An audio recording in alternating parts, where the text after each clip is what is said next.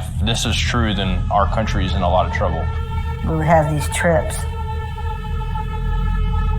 these special trips. But he said my daddy takes the bodies to the grocery store and he grinds them up and puts it in the hamburger. And nobody ever knows it. How can kids 6, 8, 10 years old be describing rituals that come from a book like the Book of the Dead?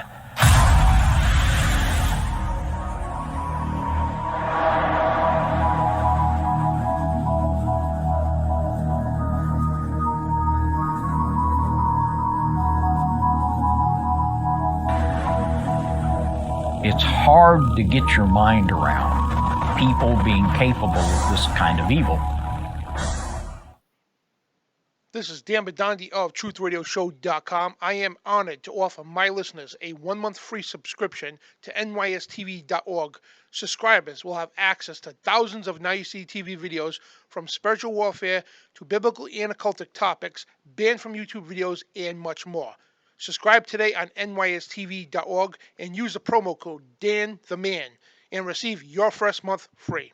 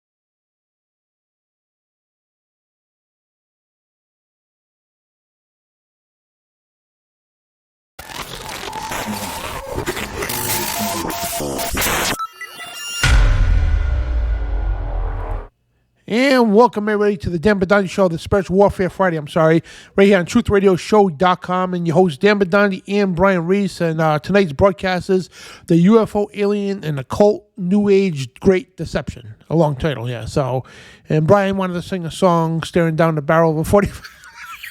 I'm not singing that, man. That wasn't the right cue, man. We're supposed to do that later on in the show. I wasn't prepared. Well, yeah. I was rehearsing it before 10 seconds ago.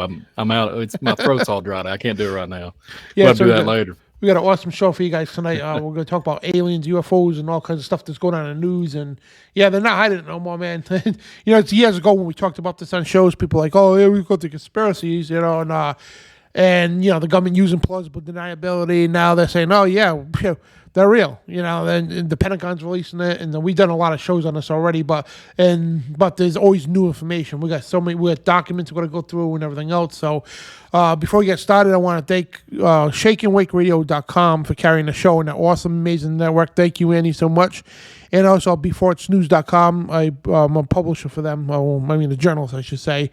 And also the show is brought to you tonight by Josh Watts Leathers, wattsleather.com. So check them out, guys. Awesome stuff. And let me play the commercial here. You gotta, especially, if anybody likes leather, man, I would highly suggest to go to Josh Watts Leather. Awesome stuff, man. He makes my gun holsters all the time, and pretty cool stuff, man. And we'll be right back.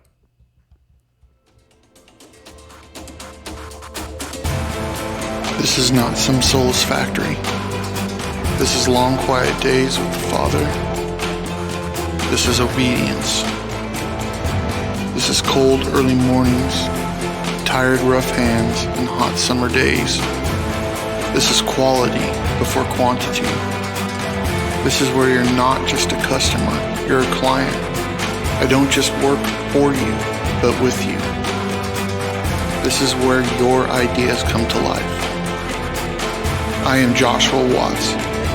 I love what I do and that I'm able to use my skills to serve our Father and you. I look forward to working with you. This is Joshua Watts Leather Company. And we're back. So, guys, so check out wattsleather.com. It's a sponsor for tonight's broadcast. Again, the UFO-Alien Occult New Age Great Deception. And it's happening right now as we speak, man.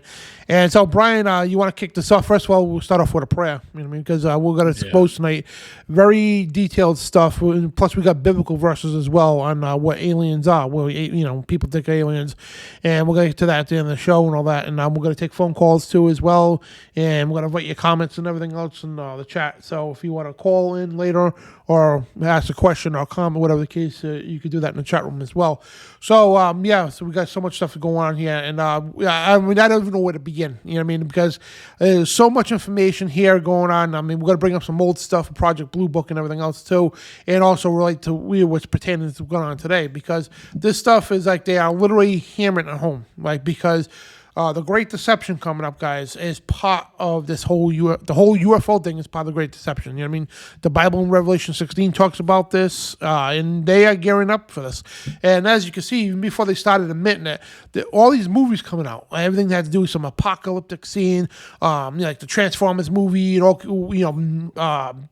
those holiday movies. Like what's that movie? It was all these alien movies. I can't even think of the movies, man. So many Independence movies. Day. Independence Day. Yeah. The Arrival. The Arrival, Independence Day, and all these other movies out that depict aliens coming to either fight us or save us, but they deceive us either way. And they openly tell you what's going on in the movie. So, and then they had the big show. It was called V: The Final Battle. Back in the 80s, it was a series that came out, and it was pretty awesome. I know the guy who actually wrote it. They've been telling you straight up, what's coming, And a lot of people still, even to this day, even though the government admits it, people still roll their eyes at this, And, you can roll your eyes all you want. It's not going to stop what's coming, Plain and simple. So what's up, Brian? What's going on? Man, between the last 3 minutes, 4 or 5 minutes before we even started the show, and we just cutting up and have a good time. But I'm excited to be here today. We got a truck ton of stuff, and everything that Dan said is spot on. Pray for the broadcast, internet. Pray for the whole thing to hold up so we can bring some light to this topic. So, welcome everybody. And like always, Dan, I'm just glad to be here, my friend. So it's gonna be pretty cool. And let's get this thing started. Yeah, absolutely. So UFOs. Especially they started popping off about in the '60s, I believe, right? Everybody started seeing these things, and then it went to a phase of people actually hoaxing a lot of these things just to get some publicity. And we understand there's hoax out there, but we understand also that these are real. And now more than ever, UFO sightings are through the roof. I don't know if we got the map or not. It shows all the UFO sightings, recent ones anyway. In the areas, man, it's all over the country, all over the world. That being sighted all the time. Then you had that one in Kyiv. Man, we're gonna go through all this stuff, man. But wow, man, well, and Yeah, like all over the water, patterns. I mean, it blows my mind, the UFO stuff, but like literally they had sightings over the water, tons over the water. And I guess they seen that from boats or whatever. That I guess that's how they recorded that. But then, like, remember how we correspond and had all the data? You got Sasquatch sightings, Bigfoot, and all that, and got the National Forest. It all correlates. It all flows, man. There's nothing you can't get away. You can't get away from it. Yeah. It's like it's there. But we're gonna get into some deep stuff tonight. So pray for this broadcast, Danny. If you want to pray that everything just stays the course, that we can present this thing tonight. So because it's going to be some heavy stuff. Absolutely. So and we'll start off prayer here, guys. So if you want to join us in prayer. So Jesus, Yeshua Messiah, we come to you and we ask for forgiveness of our personal sins we committed once again, and we ask you for forgiveness once again, and just help us, Lord, to try to walk that better life. And we also we start off praying for Rob Blackwell. Well, he's been a guest here and all that, but brother Rob Blackwell just had a surgery. I ask you to help him with the surgery, recover, and Lord, bless this broadcast tonight and bless with your precious blood, that you may keep it safe, from disturbance on the internet and all kinds of stuff going on, and bless everybody here watching and protect us, Lord, because we're about to talk about tonight. We're going to expose some really evil stuff, and we pray for your blessings and your protection. In your heavenly name, amen. Amen. So, you want me to lead off, Dan? Sure. So everybody in the chat, everybody that watches this broadcast for future reference, whoever watches it, whatever platform it's on, there's so many things that's coming to light on a biblical scale, and it's astonishing me that, like, when I can go back and look at articles or even documentation that goes back 150, 200 years ago, and even those people and those, whatever, if it's academia, whatever, when it comes into archaeology, panthology, whatever type of character it would be, come down that had a degree of some shape or form. And this stuff goes way back even to Egyptian times. We just like last week, and I think a couple of last few Spiritual Warfare Friday shows, we've been throwing out a bunch of stuff about, star people with the Navajo Indians and all that. So, I had to think about it for a little bit and had to sit there and really contemplate on what I was going to talk about tonight. And I prayed about it. And then, like, there was a document I come across, like, probably like a year and a half ago, maybe 2 years ago, and I lost it. Like, I literally saved it, and I remember saving it, but for some reason the PDF file just completely banned it. Like, it was weird. Like, I couldn't find it anymore. So I did some prayer, and literally just hours ago, I went and acquired this file. I was like, thank God I found it. But I'm not going to share it just yet. But I wanted to just slow down because Dan was talking about the 60s. There's stuff that's been going on even before we even had so-called modern technology that we have today. And if anybody, we've done some shows in Spiritual Warfare Friday where you have petroglyphs, hieroglyphics, gateways, portals opening up and all this stuff. Tall men, taking Indians, whatever. There's tall men taking whatever, Aztec, all these different types of characters, the Mayans, whatever. And it just, I can't get away from it now. Like, I'm sitting there contemplating, I'm thinking about the book of Job. I'm thinking about the sons of God, they're talking about the Satan and the sons of God and tempting, to the cancel. And, I'm paraphrasing, but, tempting Job, and man would do anything for his flesh. It just blows my mind. I think about it a lot, like that whole, just that segment of Job. And you look, there's I mentioned it on a show I did last night. I had to take that video. I had a little editing. I'm still in the work on my channel. But I was, talking about what he's going to do tonight and talk about a little bit of prequel, talking about UFO phenomenon and stuff. But there's a certain character in the news. And, I'm not going to say on here. I think I'm going to keep it hush-hush. But he builds cars, and he's so-called conquering space and building cell phones and robotics and et cetera. Y'all know who I'm talking about. So, Elon. I'm not really... Yeah, thank you, Dan. Just say it, man. Yeah, just chuck it out. So anyway, just a few days ago, he's literally saying that he's going to put implants in people. So I'm thinking to myself, God forbid. And there has to come to a point when you think about that scripture in Job, and you think about sons of God, and you think about angelic properties, angelic people, angelic, I shouldn't say people, but angelic bodies, armies of God, and armies of the devil, when they fell, the watchers and everything, when they fell, and they took that oath in Mount Hermon. And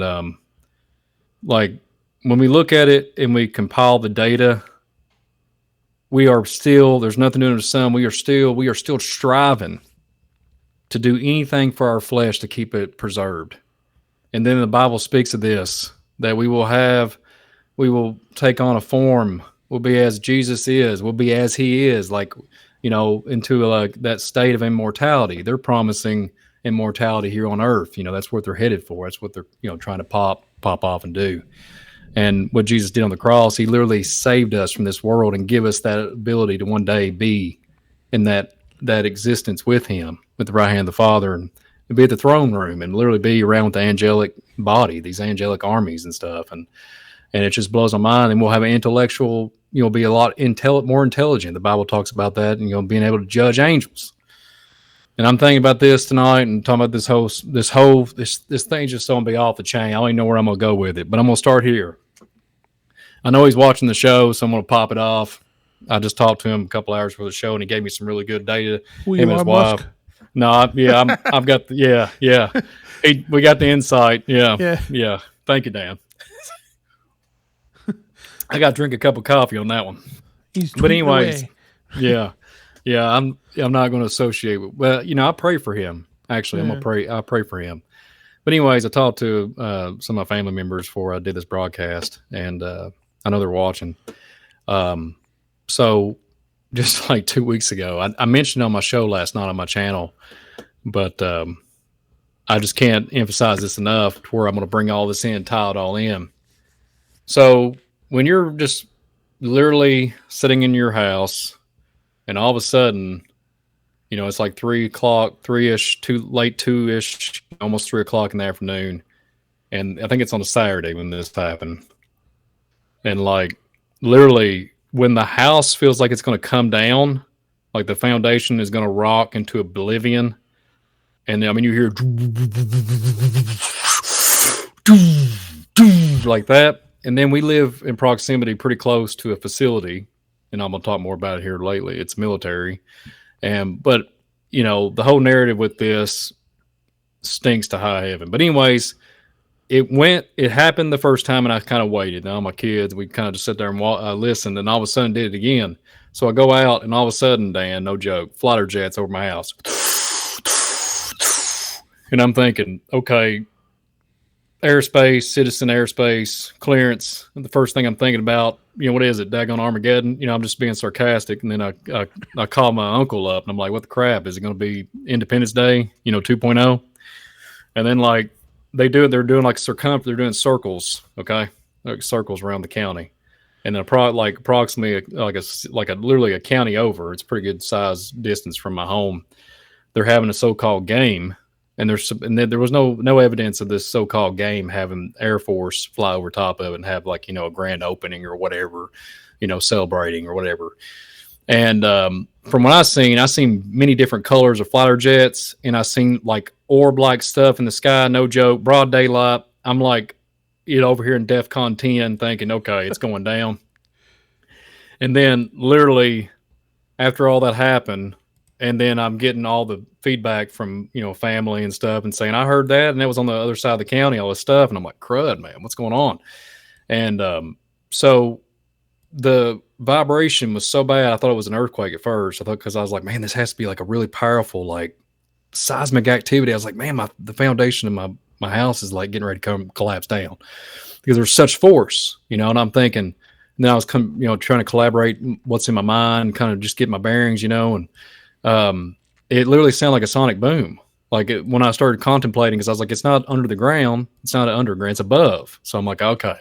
So then you hear multiple one, doo, doo, doo, doo, doo, doo, like this, and I'm thinking, man, it's just blowing my mind. I'm hearing all these sounds that you hear it on movies, right? You hear it on stuff you watch on television or something like that, but you or heard it in real life. And I'm like, man. So I have to never seen it in real life.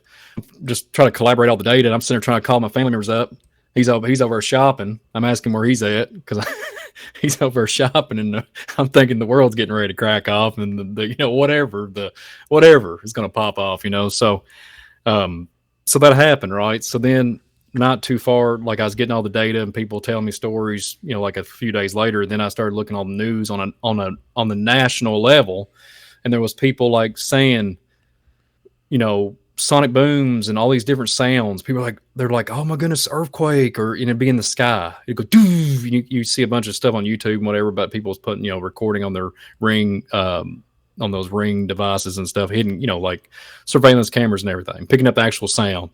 So it's all this it all happened it literally happened the same time frame and happened at the same time. So, and then you got all this UFO phenomenon. Then you got all the earthquake stuff going on. And I was just talking about this today.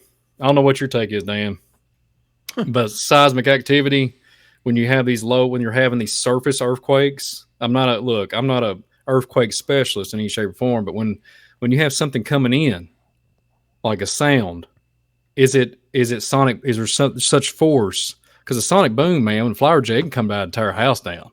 If it really was, in close up proximity, it would literally tear a house down if whatever type of force, right? So I'm sitting there contemplating it. And I'm like, okay, so all this stuff is happening. You got all this earthquake activity on the East Coast, West Coast, and then it's coming inland. And I'm like, come on, you've heard me talk about on this show before. But people are saying it's like asteroids breaking up. And I'm thinking, well, asteroids don't slow down and come to a nice little, pillow stop and just kind of get a little fluffy landing spot. And then it's I'm no joke, Dan. What's your take on it? Because it's like, I'm trying to give all this in my brain some time to register. Oh, you mean like the cockamamie excuses that the government will use or officials? Oh yeah, the volcanoes. Swamp gas, like even though you don't live like 1,000 miles near a swamp. Yeah, you know what I mean. It was swamp gas or radiation or it was a comet or meteor or something. All right, because a comet meteor just stops in midair, turns around, goes the other direction, goes back the other way again, and stops and hovers there for 2 hours, then moves again. You know what I mean? Yeah. Yeah. And then like volcanoes cracking off. Yeah. I'm just not buying it, guys. Like you've heard this for years, like UFOs being over top of volcanoes openings, UFOs over water. I mean, I'm not really buying the narrative. And then my brain is so defragmented. I'm thinking about, what's that Buckaroo Banzai movie that came out in the 80s, Back to the Future, all kinds of stuff. It's like, and it's desensitized me to so much stuff. My brain I'm overwhelmed with just worldly vanity. I'm just like, okay. But then when you start contemplating and putting it all together in one little package, you're like, okay, I got to pray about these things. Yeah. But like I said, you can go back and look at all this data, and there's like earthquakes in diverse places like the Bible talks about. Mm-hmm. But then I'm thinking, dang, these earthquakes, the way they're hitting, they're sporadic now. And there's no consistency. It's like sporadic. Then I'm like, okay, so when you look at it and they're like surface, they're not, some of them are deep underground. Yeah. But some of them are surface. And it's like, man, for it to be like a 4.0, a 2, whatever, 2.4, 2.5, it has to have some type of force, right? I mean, there has to be something there. And then it has to be from above. It has to be from above. It's not coming from the ground. What's pushing it up and what's pushing it down? So anyways, and you got all this stuff, like we was talking about that gentleman earlier, Elon, and all these different people that are, you got Kanye, all these guys literally deflect, like you're saying, deflect, get everybody's brain off the what we need to be focusing on. And so does that happen over your house, Dan? Does fighter jets go over your house and start just circling in formation for 5 times? No. In a circumference? Exactly. And then, over here in Kentucky, I've never, as long as I lived here and lived here for a long time, I've never, ever have seen that, nor have I ever heard of them clearing airspace for a football game. Yeah. Okay. I'm not going to buy it. So anyways, no joke. There's a military facility not too far from me, like literally like down the street. Okay. So, and you all know where I'm going because I can't help it. This is where it's my kind of my thing I like to do, like to just dig into and research is giants. There's giants inundated all over this land. This military facility is right dab in the middle of my county. It takes up a big chunk of the county. It's a pretty good size real estate. Been there for a long time. So I remember when 2011, I'll never forget it. I was sitting here asleep, and my wife was asleep, but I remember, Dan, no joke. It was about 1 o'clock in the morning. I'm sitting there watching TV, 2011. I think it's in August, if I'm not mistaken. All of a sudden,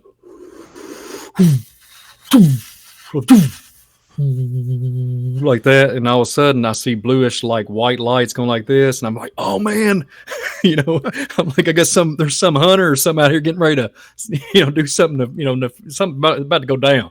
So you're hearing then I go to jump up real quick because I'm like kind of struck with like not instant fear, but like a little bit of like not terror, but like I'm like to a point where I'm like I'm a little hesitant to look out the window, but then I'm like, I just jump. I said, the heck with it. She ain't waking up. I'm trying to wake her up. I pull the blinds up and all of a sudden shoot straight up, Dan. No joke. Bright light, blue light, the whole special, man. It looked like something off of my thumbs are twitching when you do that because it reminds me of those 80s video games like the Atari. So I used to play those, the cheap sound effects. Well, I'm sound sorry. like you're playing asteroids there. Well, I'm sorry that I'm on 8-bit. On an 8-bit frequency there. Darn you, Dan Bidondi. No, but Galactica on Atari and stuff like that. You're messing with, man, you're killing me right now. But that seriously, that's why I know my sound effects they're epically awesome for a 1985 special. But they'd have been impressive back then if we was live then, wouldn't they? But anyways, no joke, Dan. 2011, that happened. I'll never forget it. I'll never forget that. I'm like, man, I seen something that night. And that was before, when 2010 rolled around, I was literally getting into the phase of like learning about the earth, the biblical cosmology, the giants. I was like, man, come on. And then 2011, that happened. I'll never forget it, man. And I could see it. It was so fast. Like that. And just went, just like disappeared, like went into the sky and dematerialized. Right. So like, anyways. So let's get into some grind here. I've got a document that disclosed location, right? Before you get going, yeah, go ahead, Dan. This is a map here of the UFO sightings, and you can see they're all over the place.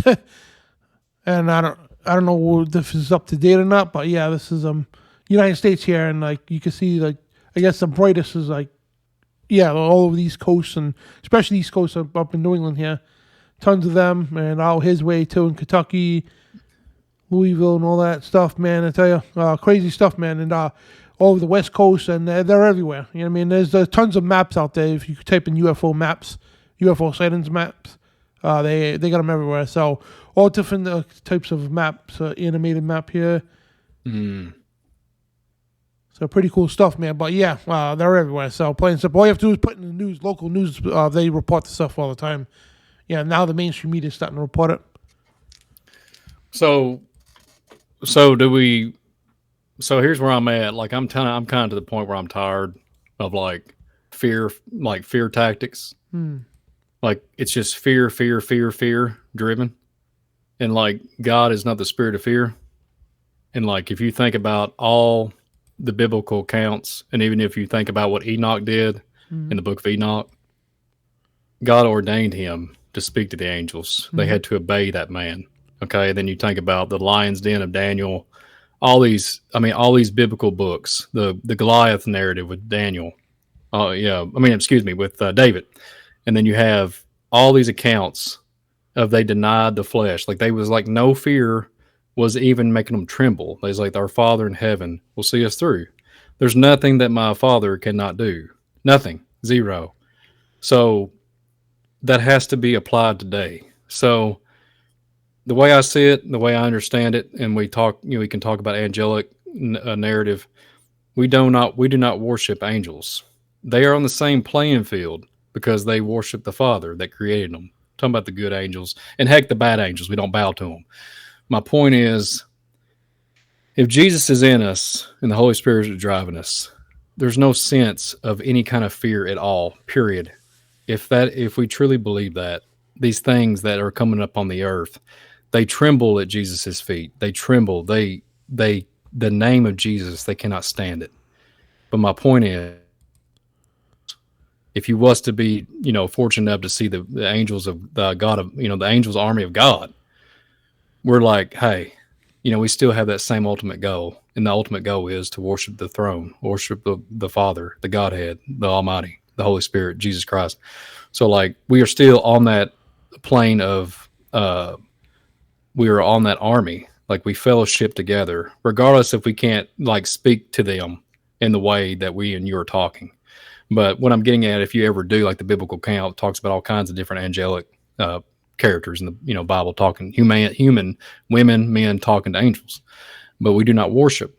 What I'm getting at, we're on the same playing field. So it's just, there's something special about the soul, people. There's something very something we have been taught that we don't. There's nothing special about us, but everything is special about us, because this world is trying to take everything that God has given us, everything, the flesh and all, even our soul. So, anyways, I just wanted to throw that out there. But yeah. So all this stuff, they're enticing people to go and look at UFO phenomenon. Dan, you just showed the whole UFO phenomenon, or UFO sightings. That whole thing is inundated with you can look at all the whole narrative, star forts, military applications. We showed that on the show before this one. All of it fits like a glove. National Park, the Appalachian Mountains. This place is ate up. Kentucky is ate up, guys. So we're gonna get into it. If you want to put that slide up that I gave, so the disclosed location. So I have some family members that sent me this today. I've redone it for the record. This is not my original document, nor did I type it up, but I did go back and edit it. So I had to edit it because I want to make sure that I didn't disclose the place that I was going to be referring to, just because I want to cover my tracks and I don't want to be giving out a negative light. But this I'm going to pull it all in, and there's something that we're going to get into with the FBI files and stuff, and it's going to be just off the chain. So I just literally made my own. It's a document that I just did a little bit of editing. So this was posted in 2008, right? We all know what 2008 came. There was all kinds of crazy stuff just going on in 2008. So-called recession, all these different things, right? There's all kinds of different things going on similar to what we're talking about now, but it's like on a different level. So anyways, it's in October 24th, 2008. You'll see the blanks that I got because I'm trying to edit them out. So just stay with me, Dan. I hope we can stay together. But the blank depot is located in Blank, Kentucky, and well known for being a storage facility for nerve gas. Each year they release free calendars to local citizens as part of a public relations to drive to show everyone we're just a simple ammo dump, and there's nothing to just fear. Just ignore this article is talking about just ignore the black helicopters and UFOs. Really trust us. This person that was writing this, it was hilarious. And this is 2008, so if I ever come across this person, it'd be hilarious to actually talk to him. So, and I literally live not too far from this facility. So I'll tell you a little feedback for this. So this whole nerve gas thing, they've been literally kicking the can down the road, so to speak, and saying the whole narrative about like destroying the nerve gas that was. We're talking about World War II here. Okay. So, and then this place was built in the 40s. That's all I'm going to give it light to. It's been built in the 40s, but it has a significant amount of time. But the data that I'm interested in is what happened prior to the 40s, what happened prior to the 1800s. What I want to listen to and think about is what happened in the 1700s. That's where I want to go, but I'm not going to go there tonight for the sake of the time of the show. This bad boy right here, we're going to get into some really cool stuff. So I know we're paused here. So back in the early 90s, let's get back in the article. When I ran into antiques business from blank and blank, I had a series of conversations with eccentric old fellow, who was unnamed here, who used to tell me a great deal of tall tales of substantial rumors about what was going on in the depot. How could he possibly know this information? He refused to say.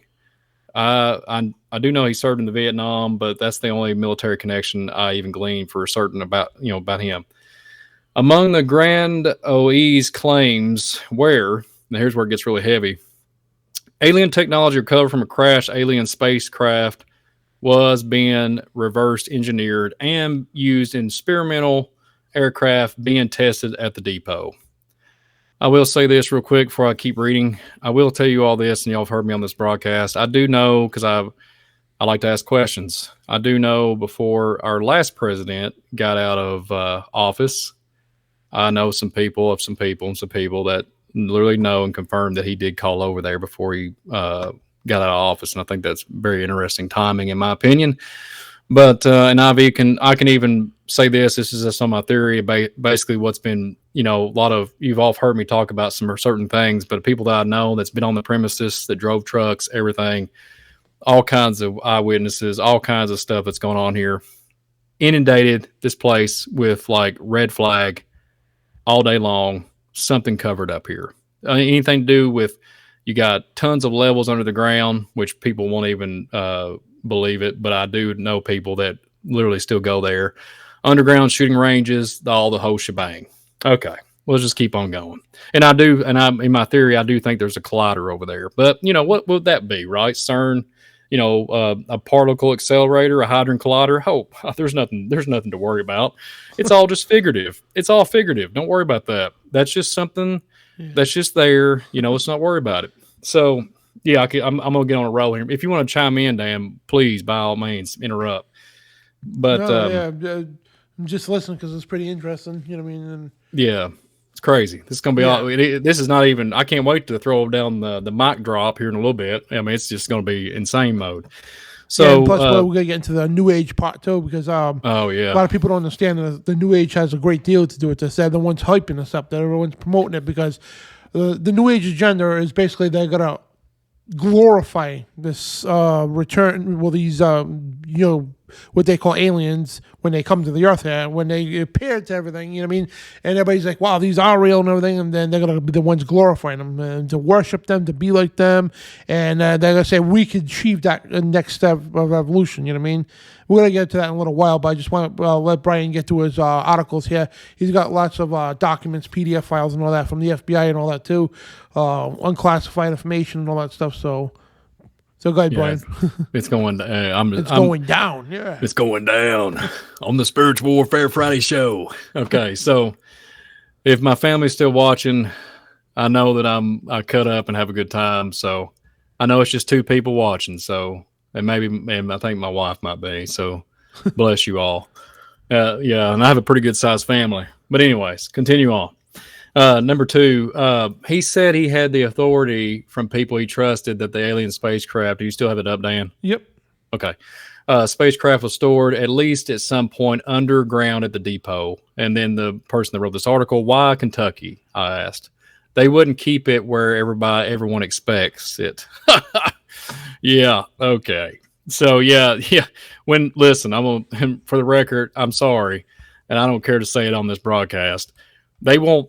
They wouldn't keep it where everyone expects it, right? So, because they think we're like degenerative, like not educated, or to the standpoint of we can easily be so-called conditioned. Oh yeah, absolutely.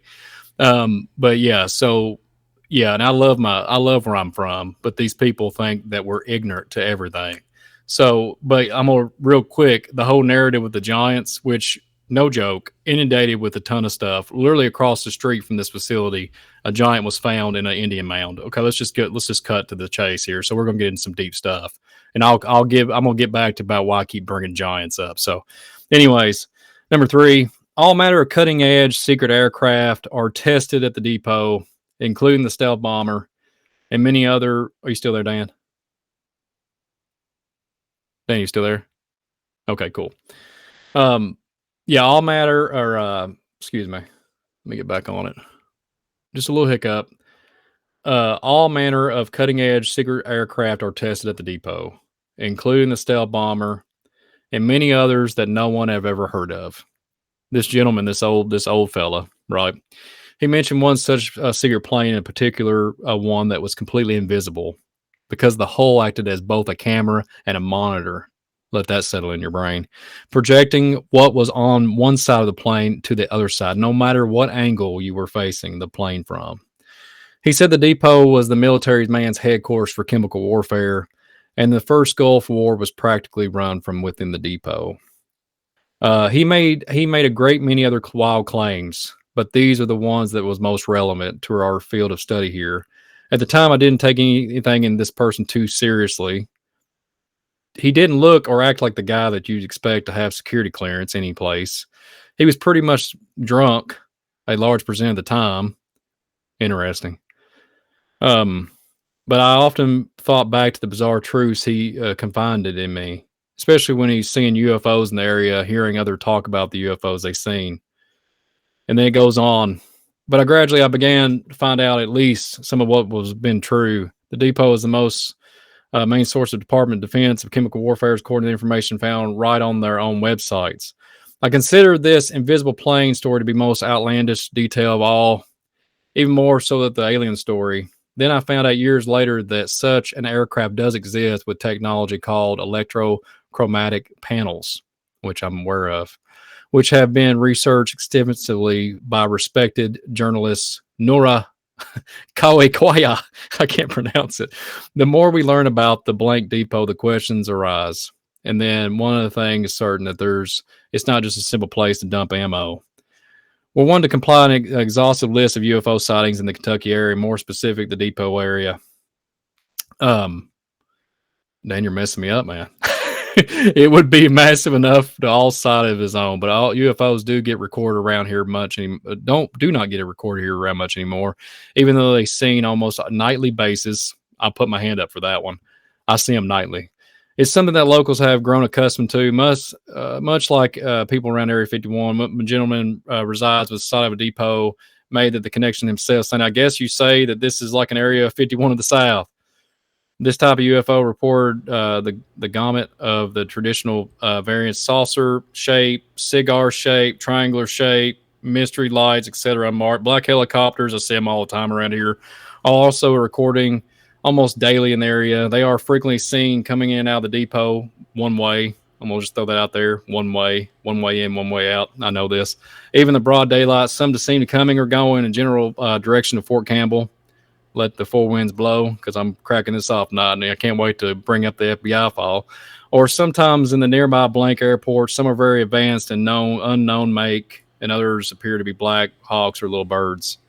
And then they also numerous spots of self-bombers being seen in Kentucky, especially around the northern border of near Cincinnati. And this is the anonymous report in 2008. And yeah, Dan, that's all I'm going to share on that article. But what do you think, Dan? I mean, this is going to get from where I'm going to be headed next, and then we're going to talk about. I don't have anything to show, but I'm going to talk about just what I do know. And but I want your feedback on that article. What do you think, Dan? Yeah, it's pretty wild, man. Sounds like this guy's in the military. Yeah, well, I knew a guy that was a federal agent. I know he's still alive, but he's got to be in his 80s now, roughly, maybe late 70s, 80s. And the man wouldn't lie. He told me there was 13 levels that he was authorized to go down, and he said there was many more below that, but he wasn't authorized, and that's in that same facility. So what would you just think about this logically? And then there's people that go work there. There's civilian aspect, right? Here's the thing. I'm not trying to be mean, and I'm not trying to discredit the organization or any shape or form or anybody. The point is, money does do a lot of inspiring people to be fooled into not understanding what they're actually involved in. So I'm trying to explain this the right way without, bashing these people, because I'm not trying to bash. I'm just trying to get you, maybe if you'll look into something instead of being like so suppressed that this is all we know, let's look into it and start asking questions. So I had a conversation with a family member. There's somebody that we do know of somebody, that's almost say that works there. I know many people, the same narrative. They won't talk about. They're not authorized to talk about their job title. Not authorized to talk about what they do. But here's the funny part. Years ago, when I was on my route, truck drivers I talked to, they knew some people that worked at the facility. Full-blown hazmat suits. Sorry, they go underground. They have dangerous particulates, dangerous things, they say that it would hurt them, radioactive, radiant energy, some type of form of something that's unseen but very deadly. Okay, they'd have to wash themselves, like go back and take consistent showers after they deal with a lot of chemicals and have this big drain system. I know all about it. It's okay though, because people like be all secretive and stuff. I'm not trying to be like discredit what they do, but it's like, okay, do you question the reality of like what comes down the pike that you're dabbling in? If you're cleaning out just for example, the analogy, if you're the janitor of the facility and you're in a hazmat, if you're cleaning out junk, what's at the beginning of the pipeline? That's that's how my mind works. I'm sorry. And when you have to go into a place like Independence Day movies, full blown sanitization, like no breathing particulates of any shape or form. It's all oxygen contained unit, no so-called organisms fly in the air, all that, all that movie crud, when you have that type of facility and you get paid big money hourly, but you don't even recognize, or you do know, and you can't tell nobody what you're authorized in. We're going to get into that here in a minute. So I'm going to throw something out. It's going to get real deep and put all my collect all this together. So what do you think, Dan? I know I'm talking about some pretty heavy stuff, man, but when you're talking about these things and people are just like loosely they're either coherent, they do understand, or the secrecy is so like top notch coming down from cosmic clearance. Yes, there's cosmic clearance. Like, I'm not talking about, our lovely leader of the country. I'm talking about cosmic tier clearance above that person, that he doesn't have any correlation to what goes on. There's certain generals, you might know about this, Dan.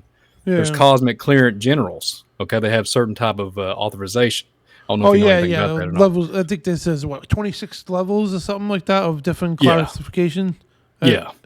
So yeah, imagine that, man. Like you got a level 3, level 4, level 5, level 26, whatever the case. But yeah, man. I think there's Project Blue Book too that talks about that. Yeah. Yeah, different levels of classification. Like they have like basically the people with the top clearance. Obviously, the 26th level, no more than the one in the 25th level. You know what I mean? And we don't even know if there's a 27th. I mean, that could be. You know what I mean? There could be 100th. For all we know. It's and that's the same way it works in secret societies too. They have levels of, who knows what. You know what I mean? So, and the people, that's why I tell people all the time, because not going off the subject, but people say, well, he used to work for Halliburton or the CIA. He's a bad guy. It's like, you can't accuse somebody if they're a janitor or a secretary in the CIA building. They're not going to know. You know what I mean? Even most of the agents are not going to know. Most agents, they come in and do what they're told, and that's it. You know what I mean? Like FBI agents, there's many good FBI agents out there. They don't know what's going on at the top. They have no clue. You know what I mean? It's the hierarchy, if you want to put it that way. They're the ones, if you want to hold anybody accountable, they be the ones. You know what I mean? So same thing in this here. You know what I mean? It's like everybody in the government levels, they're not hiding something because they're only limited to what they know. You know what I mean? It's like basically you got to be somebody to know something. You know what I mean? So, so basically the higher you go, the more, severe things get if you reveal those secrets. You know what I mean? And you end up disappearing or something like that. So that's different levels of classification. You know what I mean? The more you know, absolutely, the more you got to watch your back if you mess up, Absolutely. Yeah, it's just... But the thing is that blows my mind, Dan. Oh, yeah, pray for there is a little bit of buffering, so just hang in there. Do not disconnect, because this show is going to be a wild ride. So please don't disconnect from the broadcast. Hang with us for a little bit.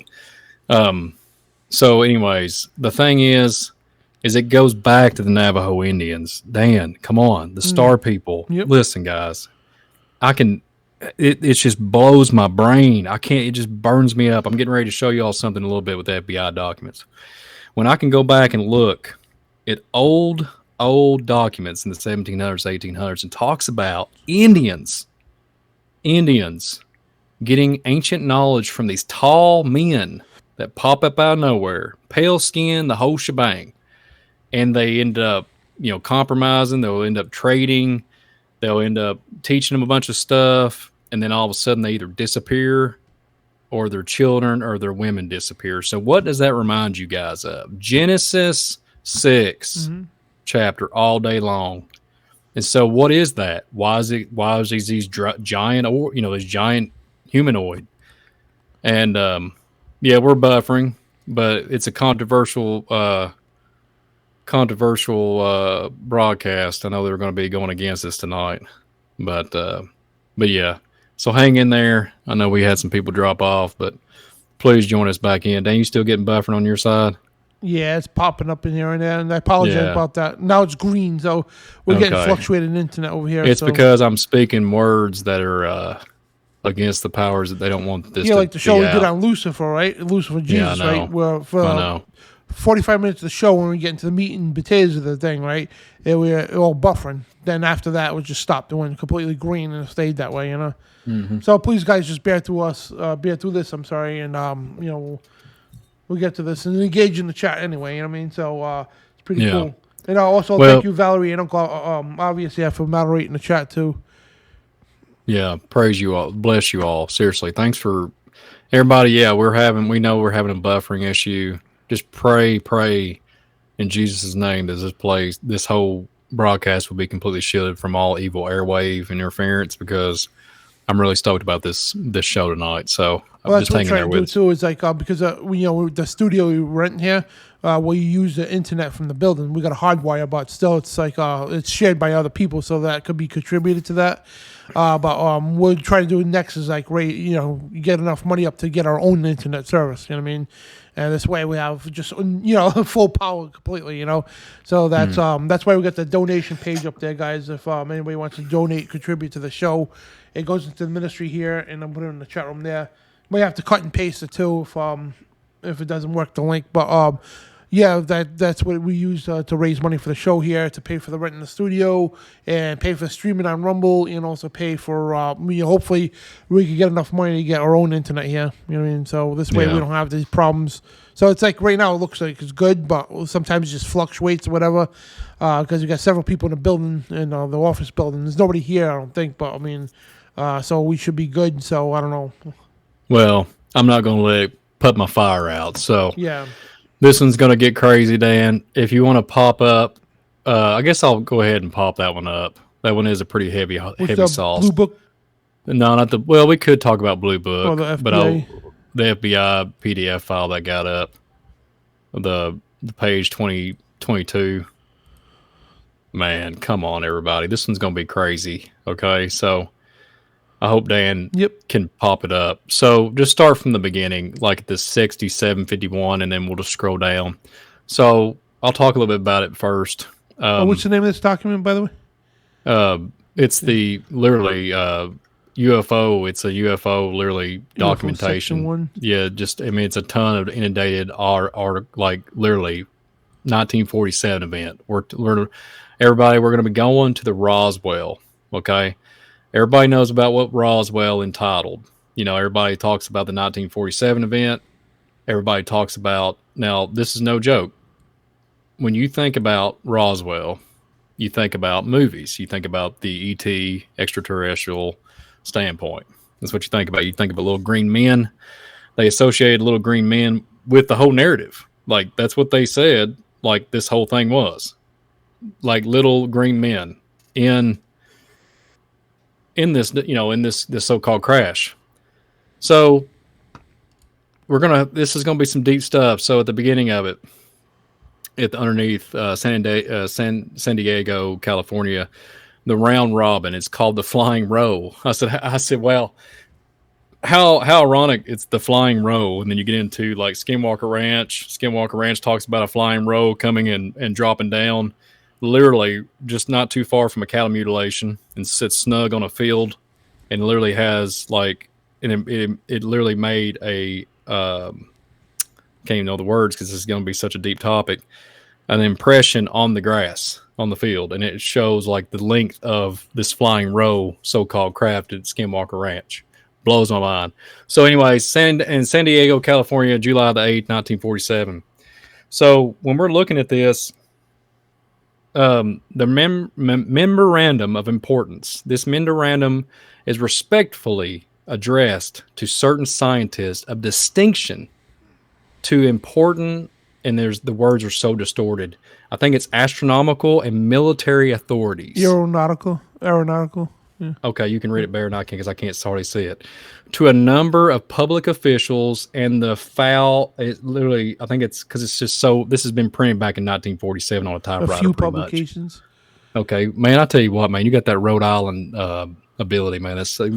Your eyesight's way better than me, man. It must be something about you. You got better the you know it is because the roads are so bad around Island, so when you're driving it's like up and down because of the potholes, and you try to read signs. So yeah, you must y'all's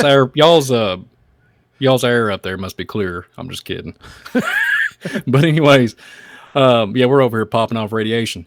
The writer has little expectation that anything of import will accomplish by this gesture. The more fact that the data herein were obtained by so-called super normal means is probably sufficient to ensure its disregard by nearly all the persons addressed. Nevertheless, it seems public duty to make it available. The present writer has several university degrees and was formerly a university department head. Here we go. This is where it's going to get pretty heavy, guys. A very serious situation may develop at any time with regard to flying saucers. If one of those should be attacked, the attack plane will almost certainly be destroyed. Let that settle in your head. The public mind, this might create near panic and international suspicion. Suspicion. It's really small on my screen. Forgive me, guys. The principal data concerning these craft is now at hand and must be offered. No matter how fantastic and unintelligible it may seem to minds not previously instructed in thinking of this type. So here's where the heavy stuffs come in. This just blows my mind. Number one, part of the disc carry crews. Dan, are you hearing me? Yep. This is insane world. This is 1947. Others are under remote control. Let that resonate in everybody's head. When you look into telepathic communications, let that resonate in your head. What we just talked about earlier with our boy sticking chips in her head. Number two, their mission is peaceful. Now, just let that register. Their mission is peaceful. Okay? Then it goes on. The visitors contemplate settling on this plane. Just hang on. Number three, these visitors are human-like but much larger in size. Boom! Is that little green men? Nope. Is that little green men, Dan? Audience, is that little green men? Nope. And when I seen this right here, what does this make you think of? Giants. Yep. They was in the earth, and they was after the flood, or before the flood, after the flood. And you mean tell me there's a daggone intelligent being sitting there, a human-like, much larger in human size. Bam. So let's just rewind, take a little bit break from this article. So just think about this for a minute, Dan. Just pull away from the article real quick, or just leave it up. I don't care. So just think about this for a minute. We have a military base that we just got referring to in my state. We got Roswell, Mexico, with all this stuff going on in 1947. This military facility that we was referring to was, I think it started construction it might have been completed in 1944. And all this stuff started popping off. And this all was orchestrated, all brought into light before the late 60s, but we had the so-called moon landing. Okay? I'm not agreeing to the narrative on the moon landing, and I know Dan isn't either. Let's get back to the article because I'm getting all. This is where I get tore up. So number 4, they are not excarnate. What's it say? Because I can't read it. No, they are not. Yeah, excarnate, I guess. Excarnate Earth people, but come from their own world. Okay, so slow up, everybody. Me and Dan believe in biblical cosmology. This is where the heavy sauce. I mean, seriously, I had to do a lot of research into this. This is crazy. Number 5, they do not come from any planet as we use the word. Just think how it's worded here, but from an how do I say that? Let's see. Esoteric, I think is that. Othario planet, which I can't pronounce the words because I can barely read it. Interpenetrates with our own end is not perceivable to us. Now, just think about this for a minute. The bodies of the visitors and the craft also automatically materialize on entering the vibrating rate of the dense matter. Wow. Boom, boom. Forgive me. Well, Why is what's right there? Huh? Right there too. It says they do not come from any planet. You know, Exactly. like so. Exactly. Oh, it tells you here in a minute. Oh yeah. Go ahead, Dan. You go ahead. And bro. and they're interdimensional. You know what I mean? Plain and simple. Yeah. Interdimensional. Well, yeah. Oh, I don't yeah. mean to cut you off. Go ahead. Man. I'm getting tore all pieces. So it talks about they do not come from any planet as we use the word. But from an Ethereal planet. Okay, so get this. So you go back, it's talking about a vibration rate of a dense matter. It automatically materializes. On the beginning of the article, it talks about if a plane was to start attacking it, it would just disintegrate. So get this. I'm not talking about their ship. I'm talking about the opposite.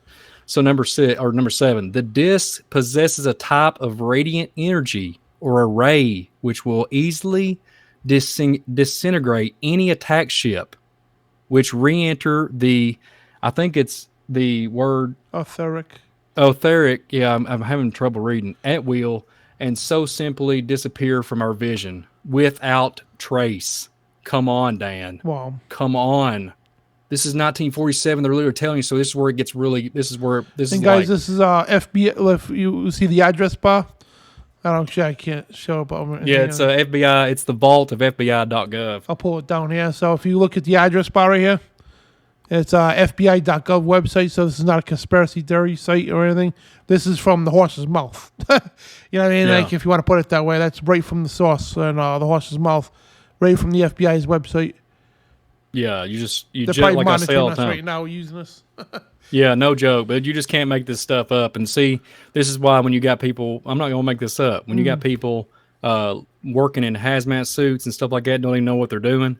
It's because look, you can go into quantum entanglement, quantum theory, all these stuff, and quantum computing. It talks about manipulating and changing the particles in the air and all that. Come on now. Same concept, same everything. And it's getting ready to get rocky. I'm getting ready to throw some at you here, man. When you get to number 7, go back to number 8. This is where it gets really, number 8. The region from which they come is not the astral plane. Let's get real. Come on, guys. But corresponds to Lokas or the Talas. Okay, so it says students of esoteric matters will understand these terms. So let's just chill for a minute. What is that, Dan? What do you think that is? Esoteric. So yeah, basically people, Masons for one, Freemasons, and people who are people like us that study this stuff, you know what I mean? And people like them that worship this stuff, whatever. Esoteric is ancient knowledge, you know what I mean? Ancient knowledge and, these ancient religions and all that stuff. So, because they knew what they were. They were, they knew they were, they thought they were gods, okay? But the fallen angels, the ancients thought they were gods, but they're the sons of God, you know what I mean? So, and it's a little confusing because in the ancient sites, right, the fallen angels were gods and their children were called, sons of God. But in reality, the angels are sons of God, which they are, right? And their children are called the Nephilim, the Watchers, the Raphaim, whatever you want to call it. So if you want to, if that makes any perspective, but the esoteric matters, is it matters or meters? Matters. Yeah. So people who understand this stuff, that's what they're saying. Like basically the general public won't, Yeah, absolutely. Did I send you that Theosophy article, the Theosophy link? If I didn't, that's fine. I can check. Yeah, if I didn't send that one to you, because I want to give some insight. It's the Philosophy World Encyclopedia. Yeah, so real quick too. So if you look at that, and we go back and look at what these when it said the locus. The Locas or Locas. So what is that? Okay, when I thought about Locas, first thing I thought of, I was like, okay, what does that resonate in my mind? Because we're so we've been fried up with all this secular stuff. If you take the A and S off, what do you get? And you type an I in, Loki. I thought about Loki from the Marvel universe, right? And he's like, there's a giant ice giant effect there with this ancient thing. You got he's like a trickster, and he likes to go to dark places and stuff like that. If you scroll down, well, this goes into Hinduism, right? If you got that article up, Yep. Okay. If it goes into Hinduism, the lokas refer to worlds. Spears? Whoa! What is that? Why would it be spheres? Why would we talk? So lights, orbs, come on, manifestation in the skies. I mean, stuff that's popping in and out, moving around, UFOs, come on. And if you just move on down for the sake of time, if you go down and just where it says ancestors of humanity are found, the creators and all this, you skip down, it goes to the lokas have matching the talas, or you see that, Dan? Just where it has the 1, 2, 3, 4, 5, 6, 7, and all those names I cannot pronounce to save my life. Oh yeah. Where it says the lokas have matching talas of the netherworlds, also called hells. Think about it, guys. I mean, come on. And you go down at the end, it talks about the Greg Free, talks about each world, but has a spiritual, conscientious, there's a consciousness. There's all this stuff like descending. And like we're getting into this, it's just insane. This is where the New Age aspect comes in. Like absolutely. Absolutely. The New Age Great Deception, because like I said at the beginning, this is all New Age, and that's what the New Age people are promoting this big time, and it's right there. You know what I mean? Absolutely. And it'll literally, if you go to look at astral plane, if you just type in esotericism, you can literally physical plane, astral plane. It talks about the physical realm, space, time, energy, matter. That would be physical plane. And it talks about astral plane. It talks about spiritual projection and everything. Astral projection. This is why, and I'm going to throw this out here on this broadcast. I wasn't going to bring it up. This is why when you put on, forgive me, everybody, when you put on a VR headset, and I have heard this, that when we get jacked in with a VR headset, it will still give you the same effect of a DMT, LSD effect in your brain chemistry. That's is why then when you talk about the Hinduism, all these different cultures, religious aspects to it, I'm not putting none of these people down. I'm just talking about when they connect to the astral plane. This is when they're talking about removing themselves to from the physical plane and going to the astral plane of existence. This is when we're talking about angelic, all the stuff that get into that narrative. And I couldn't believe it, Dan. This FBI file literally says this. I mean, let's get back to that FBI file. Let's go back to the FBI astral plane file. real quick. Is also go ahead. Astral realm is astral world is a plane of existence postulated by classical, medieval, and Oriental esoteric. That right there. So back to the FBI file. Yep. Yeah. So this is just, and if you get to we just got done reading number 8 and number 9. Number 9. So it's all got a bunch of scribble on it, but I'm gonna try to read it. They probably cannot reach by radio. That's the first thing I thought of was a ham radio. You have to have a license. You have to have a license for ham radio for because they don't want you jacking in to all kinds. You have to have, they got to know who's got a license and who's running a ham radio, because you can pick up all kinds of different frequencies. I mean, if anybody knows this, and I hate watching secular stuff, but I've watched like a few episodes of Stranger Things, and I showed it off a couple years ago in the very first season. But you all know the whole narrative with frequencies and radio signal and all that in the first season. So it reminds you of that. But continue on with number 9. But probably cannot be by radar. Okay, here we go. Go back to number 7. It says possesses a type of radiant energy or a ray, which easily disintegrates any attack ship. See, there's something here.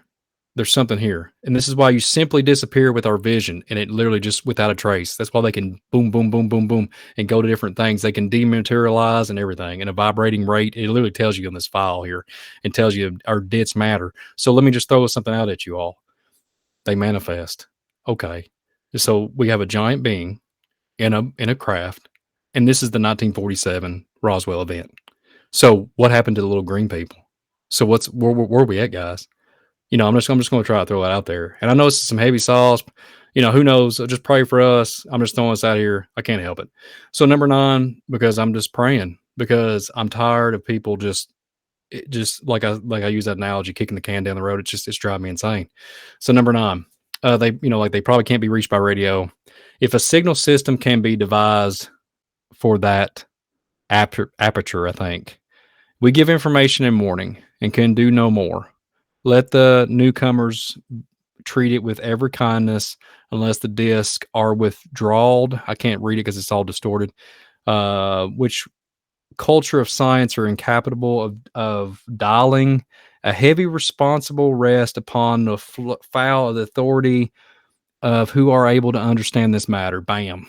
And then the rest of it gets into control mechanism, and it gets kind of cut off and distorted.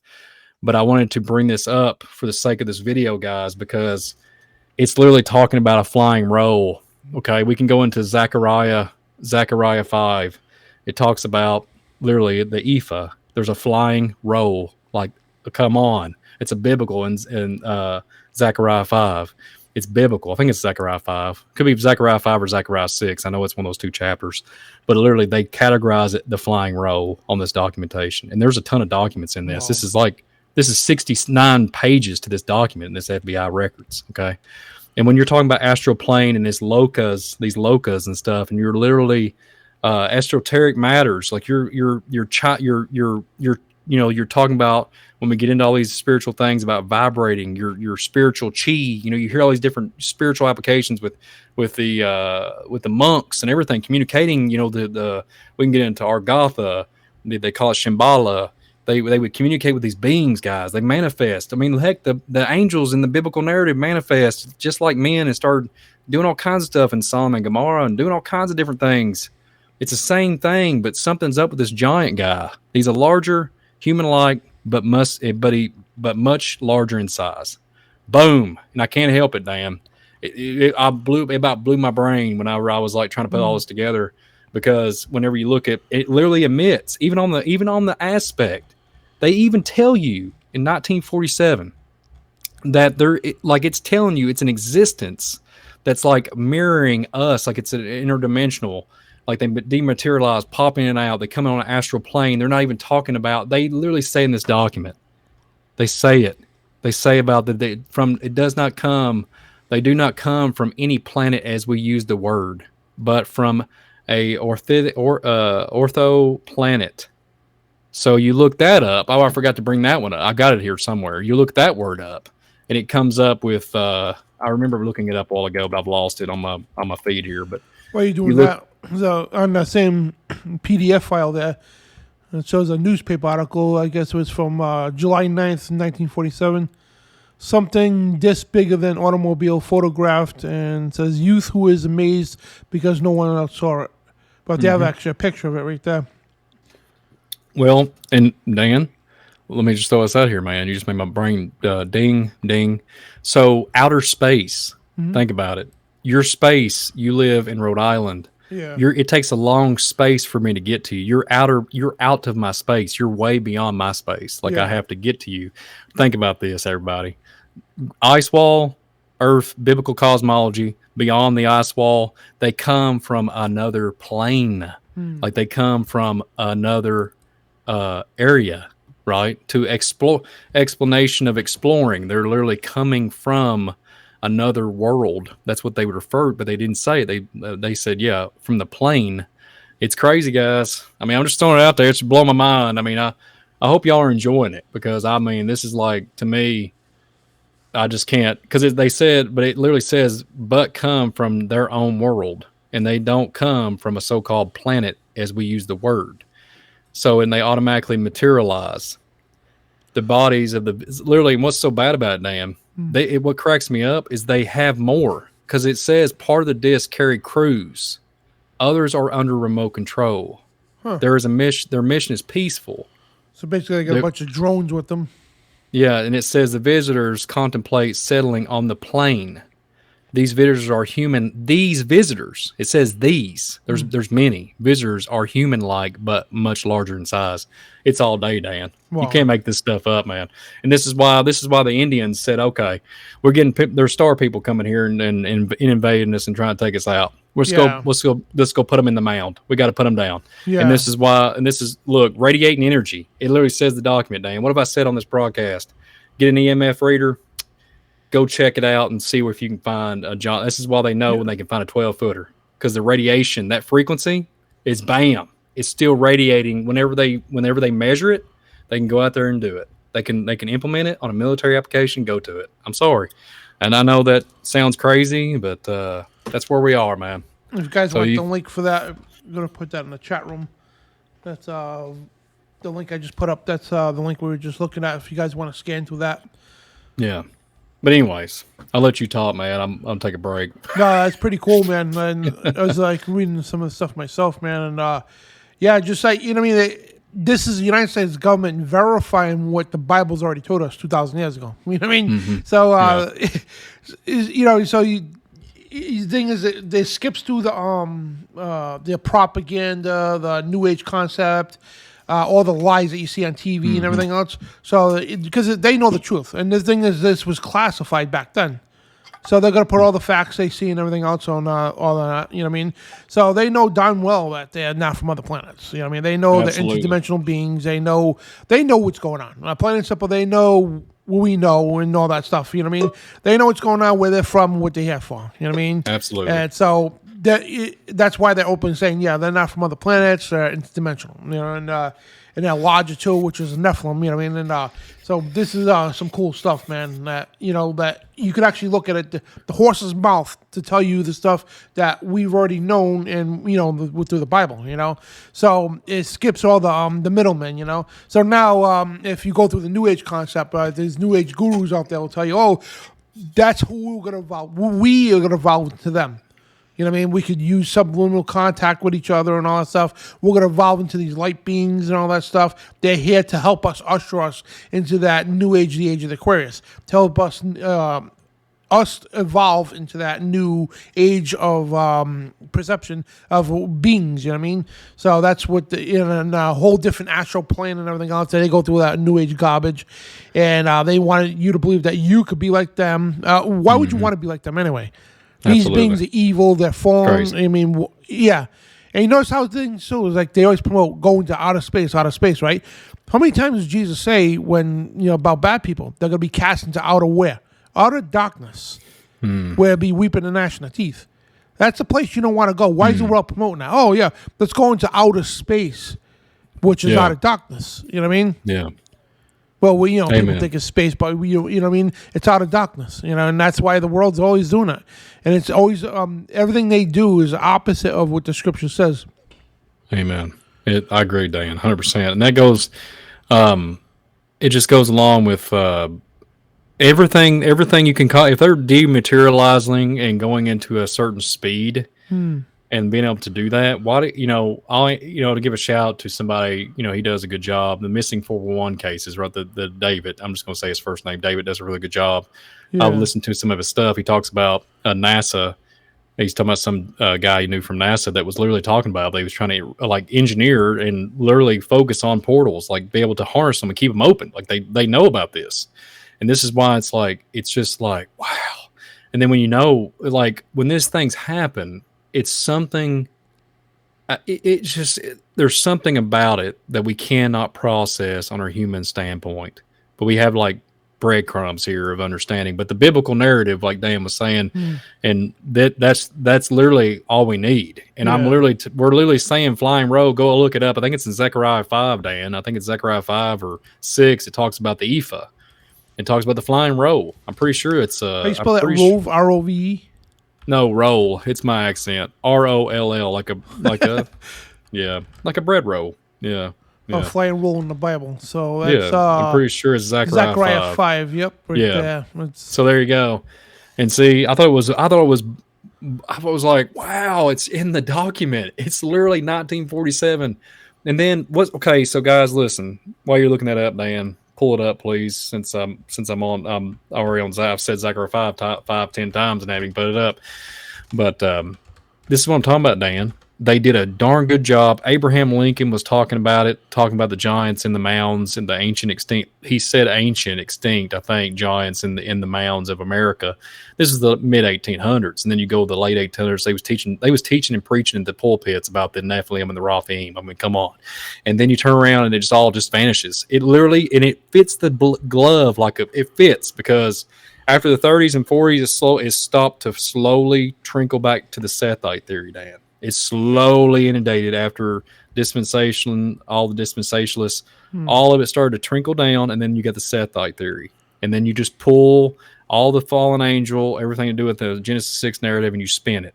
It's all sitting there like a glove. 1947. I mean, heck, that was the same year where the Book of Enoch was found, right? Dead Sea Scrolls. Yep. I mean, it's baffling, guys. It's baffling. Well, look at the connections, like right here. Check this out, right? This is the United States official FBI document, right? And they talk about it looks like a roll, right? And they talk about people, students of esoteric matters would understand this, right? These terms. Talking about locusts and all that stuff. And esoteric means people understand biblical too. It's part of biblical because it's ancient, and so it goes to here. We pointed out in the Theosophy world and also into the Bible. And Zechariah chapter 5 says, "Then I turned and lifted up my eyes and looked, and behold, a flying roll. And he said unto me, what do you see? And I answered, I see a flying roll, the length thereof of 20 cubits, and the breadth of 10 cubits." Now, understand, guys, all right, we understand today's world, okay, this is where Bible scoffers come out and say, oh, that can't be because you know how big a cubit is, right? Well, here's the thing, right? Today's world, the universal standards and metrics, right, and systems, right, a cubit is 1.5 foot, is a foot and a half, right? You got to understand, right? Back then, a cubit was from your elbow to your fingertips. So if you were a giant, right, if you made a bed that was 10 cubits big, right, and compared to, I don't know, Valerie, right, her, obviously my arm is longer and bigger than hers, right, 10 cubits would be bigger than hers, you know what I mean, or her 10 cubits, right, that's how they measured things back then. So to go today's, because people got today's view of what these things are, the measurements, so cubits wasn't 1.5 feet back then. A cubit was what the maker, the person who made these things, or whatever, the designer, it was according to their standards and measurements, you know what I mean? So today we have the universal standards. So I don't know when this area came upon, maybe the 1800s, whatever, they say, all right, we're going to get together, decide we're going to make, say a cubit is going to, from now on, it's going to be 1.5 feet, plain and simple. And a foot too, when you measure something, we're going to build a house, we want it 12 by 12 feet, right? If somebody's got a size 6 shoe, right, and I got a size 13, right, that's a big difference. You know what I mean? That's double the size. So my 12 feet is going to be bigger than their 12 feet. You know what I mean? And that's how they measure. So one day somebody come along to say, all right, we're going to make a foot 12 inches. We're going to settle at that, right? So keep this in mind. Every time you read anything that's ancient, anything the biblical stuff, when you hear measurements, guys, keep in mind that they are not the same as what they are today. Because the reason why I'm saying this for again, because a lot of people who go out of the way to try to debunk the Bible, they bring this up because they know most people don't know that. They'll bring this up to try to make mockery of the Bible, or any ancient text and all that stuff. But again, the measurements were different back then. You know what I mean? So there's all kinds of measurements they had, and so that's yeah. So you're looking at this thing. There's a flying roll, therefore, is 20 cubits, and the breadth thereof was 10 cubits. So it's 20 by 10. So that's whatever that would be. I mean, back then depends if the person was the largest statue. That's a big flying roll. Absolutely. And it says, then said unto me, this is the curse that goes forth over the face of the whole earth. For everyone that stelleth shall be cut off on the side of according to it, and everyone that sweareth shall be cut off as a side according to it. And it goes on about, this is, and what else to that flying, who's seen that in the Bible too? That seen the flying disc with eyes on it? Yeah, talking about Ezekiel. Ezekiel, yeah. And then, that one, they literally seen the faces. It's literally thought he's seen the eyes, but then if you go back and read it, it almost looks like he's referring to, he might have been seeing things like faces. If you really look at it, I'm not trying to add. I'm just trying to, if you really read and go back over it, you can, he might have just been translating the best he could at the time when he's seeing it. It's a lot to take in.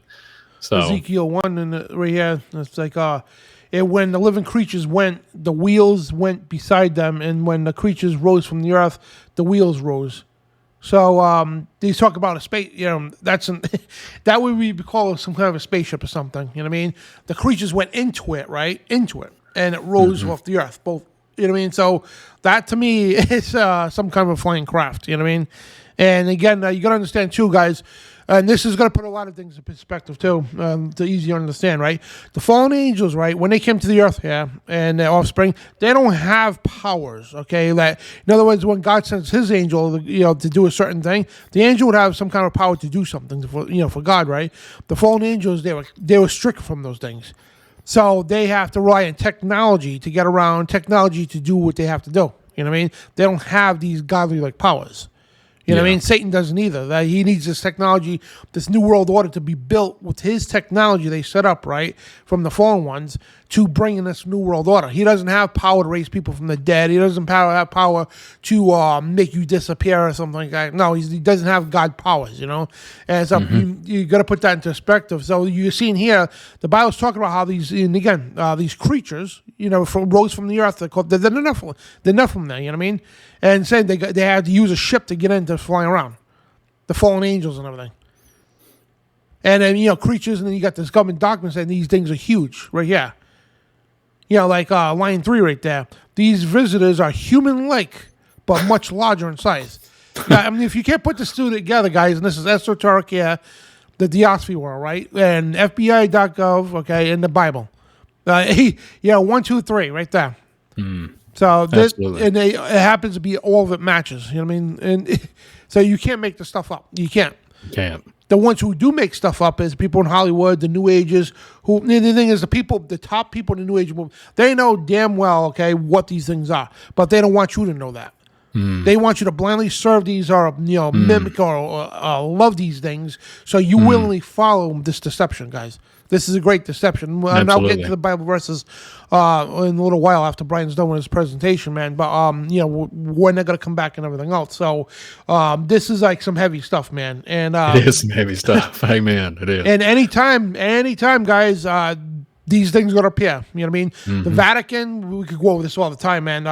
The Vatican, they built a telescope called Lucifer, and they said the acronym, I forgot what the acronyms stand for, but there's always no relation to actual Lucifer. Yeah, right. And popes are going, last 2 popes to say, well, yeah, we would baptize alien life, right? And the UN appointed official space ambassador, her job was to greet alien life if they appeared, you know what I mean? So we're talking about some biblical stuff and Hollywood stuff coming true, you know what I mean? And this is real stuff. And again, they're going to come back. When these things come back, they are going to appear to be your saviors.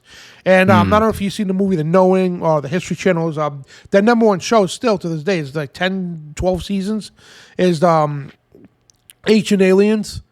Oh, yeah. Yeah, that thing's still rocking, and the top-rated show, And so what they do is they present these aliens in a new age point of view, you know what I mean? Now, granted, they'll have a couple of people on, have a biblical perspective, but they don't highlight them as much. They try to promote it as a new age, because the thing is, they try to hide this for years, so people are coming into it. So now what these major networks did, they jumped on this bandwagon, but what they do is they entice you to, on the show to say they're this or that. When you watch the show, they try to promote this new age version or try to dismiss it, you know what I mean?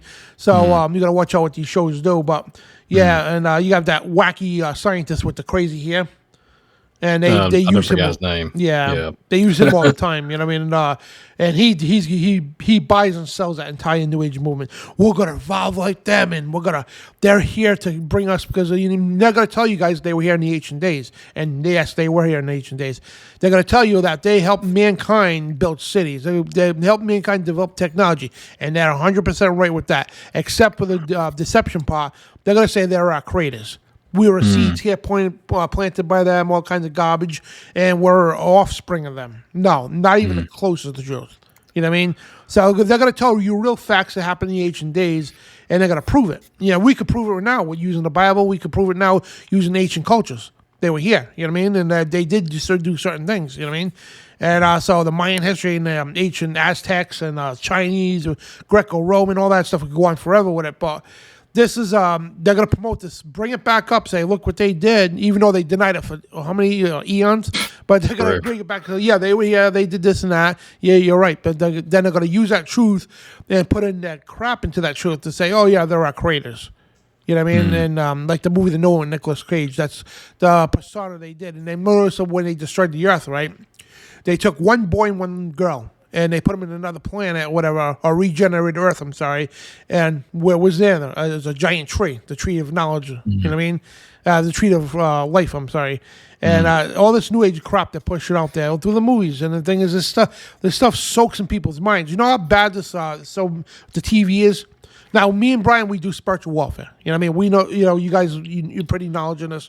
Now, people watch the show Supernatural. They think pouring salt on the windowsill or around the circle is going to keep them safe from demons. You know what I mean? And they think they're gonna lick you. They're gonna lick your windows and come on in. Yeah. Yeah. Yeah, you know what I mean? Like, they promote all this garbage, and Aleister Crowley's a demon. He's running around doing... No, he's not. He's running in hell. That's where he is.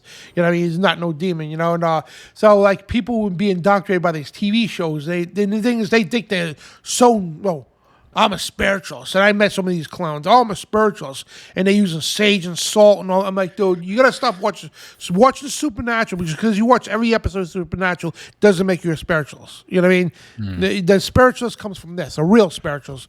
It's called the Bible. You know what I mean? Spiritual warfare.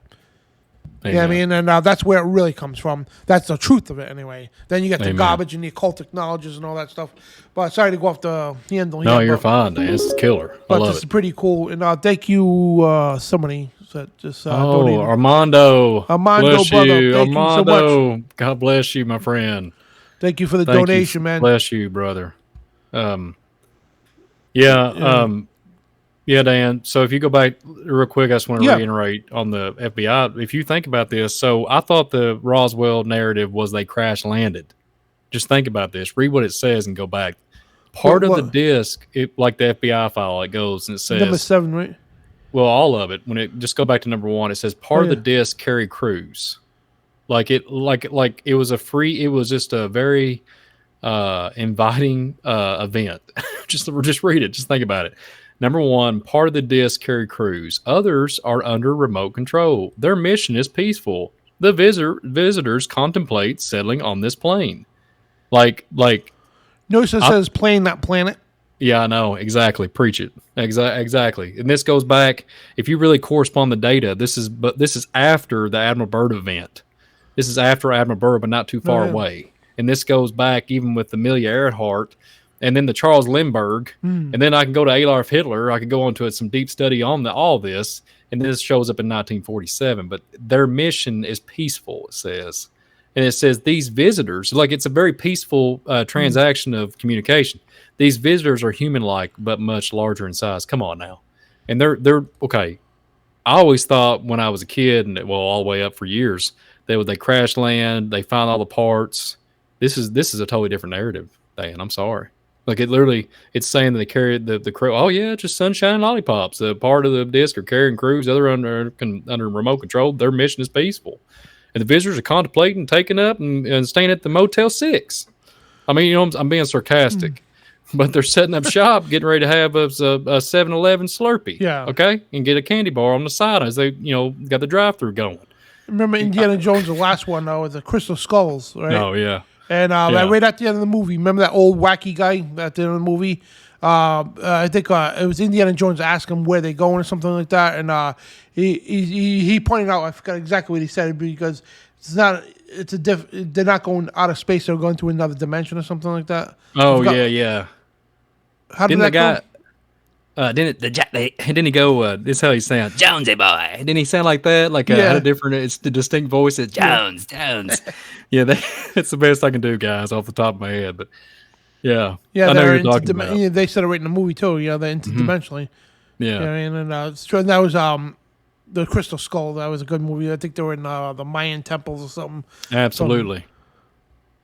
But man, it's not. It's not. It's just all. Man. It's in your face. Yeah. It's just blowing my mind. You was reading Zechariah 5. Did you read all the verse where it says that they go to build?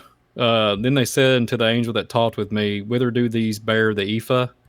And he said unto me, to build it in a house of the land of Shinar, and it shall be established and set there upon her own base. If you think about where that location is, Shinar, and you look not too far from Mount, if I'm not mistaken, Mount Hermon, it's not too far, Dan. Just think about it. That's in Zechariah 5. You got done reading when he's reading earlier about the flying roll and the resemblance through all the earth. It's at the end of chapter 5. That's the last verse. I just want to bring that up. I just wanted because it talks about the women and the wings the wings of a stork, and lifted the ephah between the earth and the heaven. And then it talks about the establishment of the Shinar. Like it literally, it says, set it there upon her own base. So I just want to bring that up. That's not too far from Mount Hermon, if I'm not mistaken. Shinar's not. So, and then you look at the valley, you look at all the giant narrative, all the giants that come out. Just think about it. There's a ton of giant narrative out there. We can go back and study giants. And there's a ton that this came is out. what I of that love area. about the Bible, man. I mean, look, you got history, and you got United States government at the top level. You know, this is like top level. Yeah, remember, guys, this here used to be classified. I'm sorry, it's declassified now, but this was classified for many years, for decades. You know, this document here, and look, the same thing is, you know, like you can't make the stuff because this is right there. You know, a different plane, not a different planet, and they even specify that they don't come from another planet. You know what I mean? They specify that. But from a Roswell planet, which to me, I think that's interdimensional. They hear, but you know, it's like weird, you know. I was learning a little bit more into that. It was like almost like it would. I heard words when I was researching. It would come up like mirroring or like into our parallel.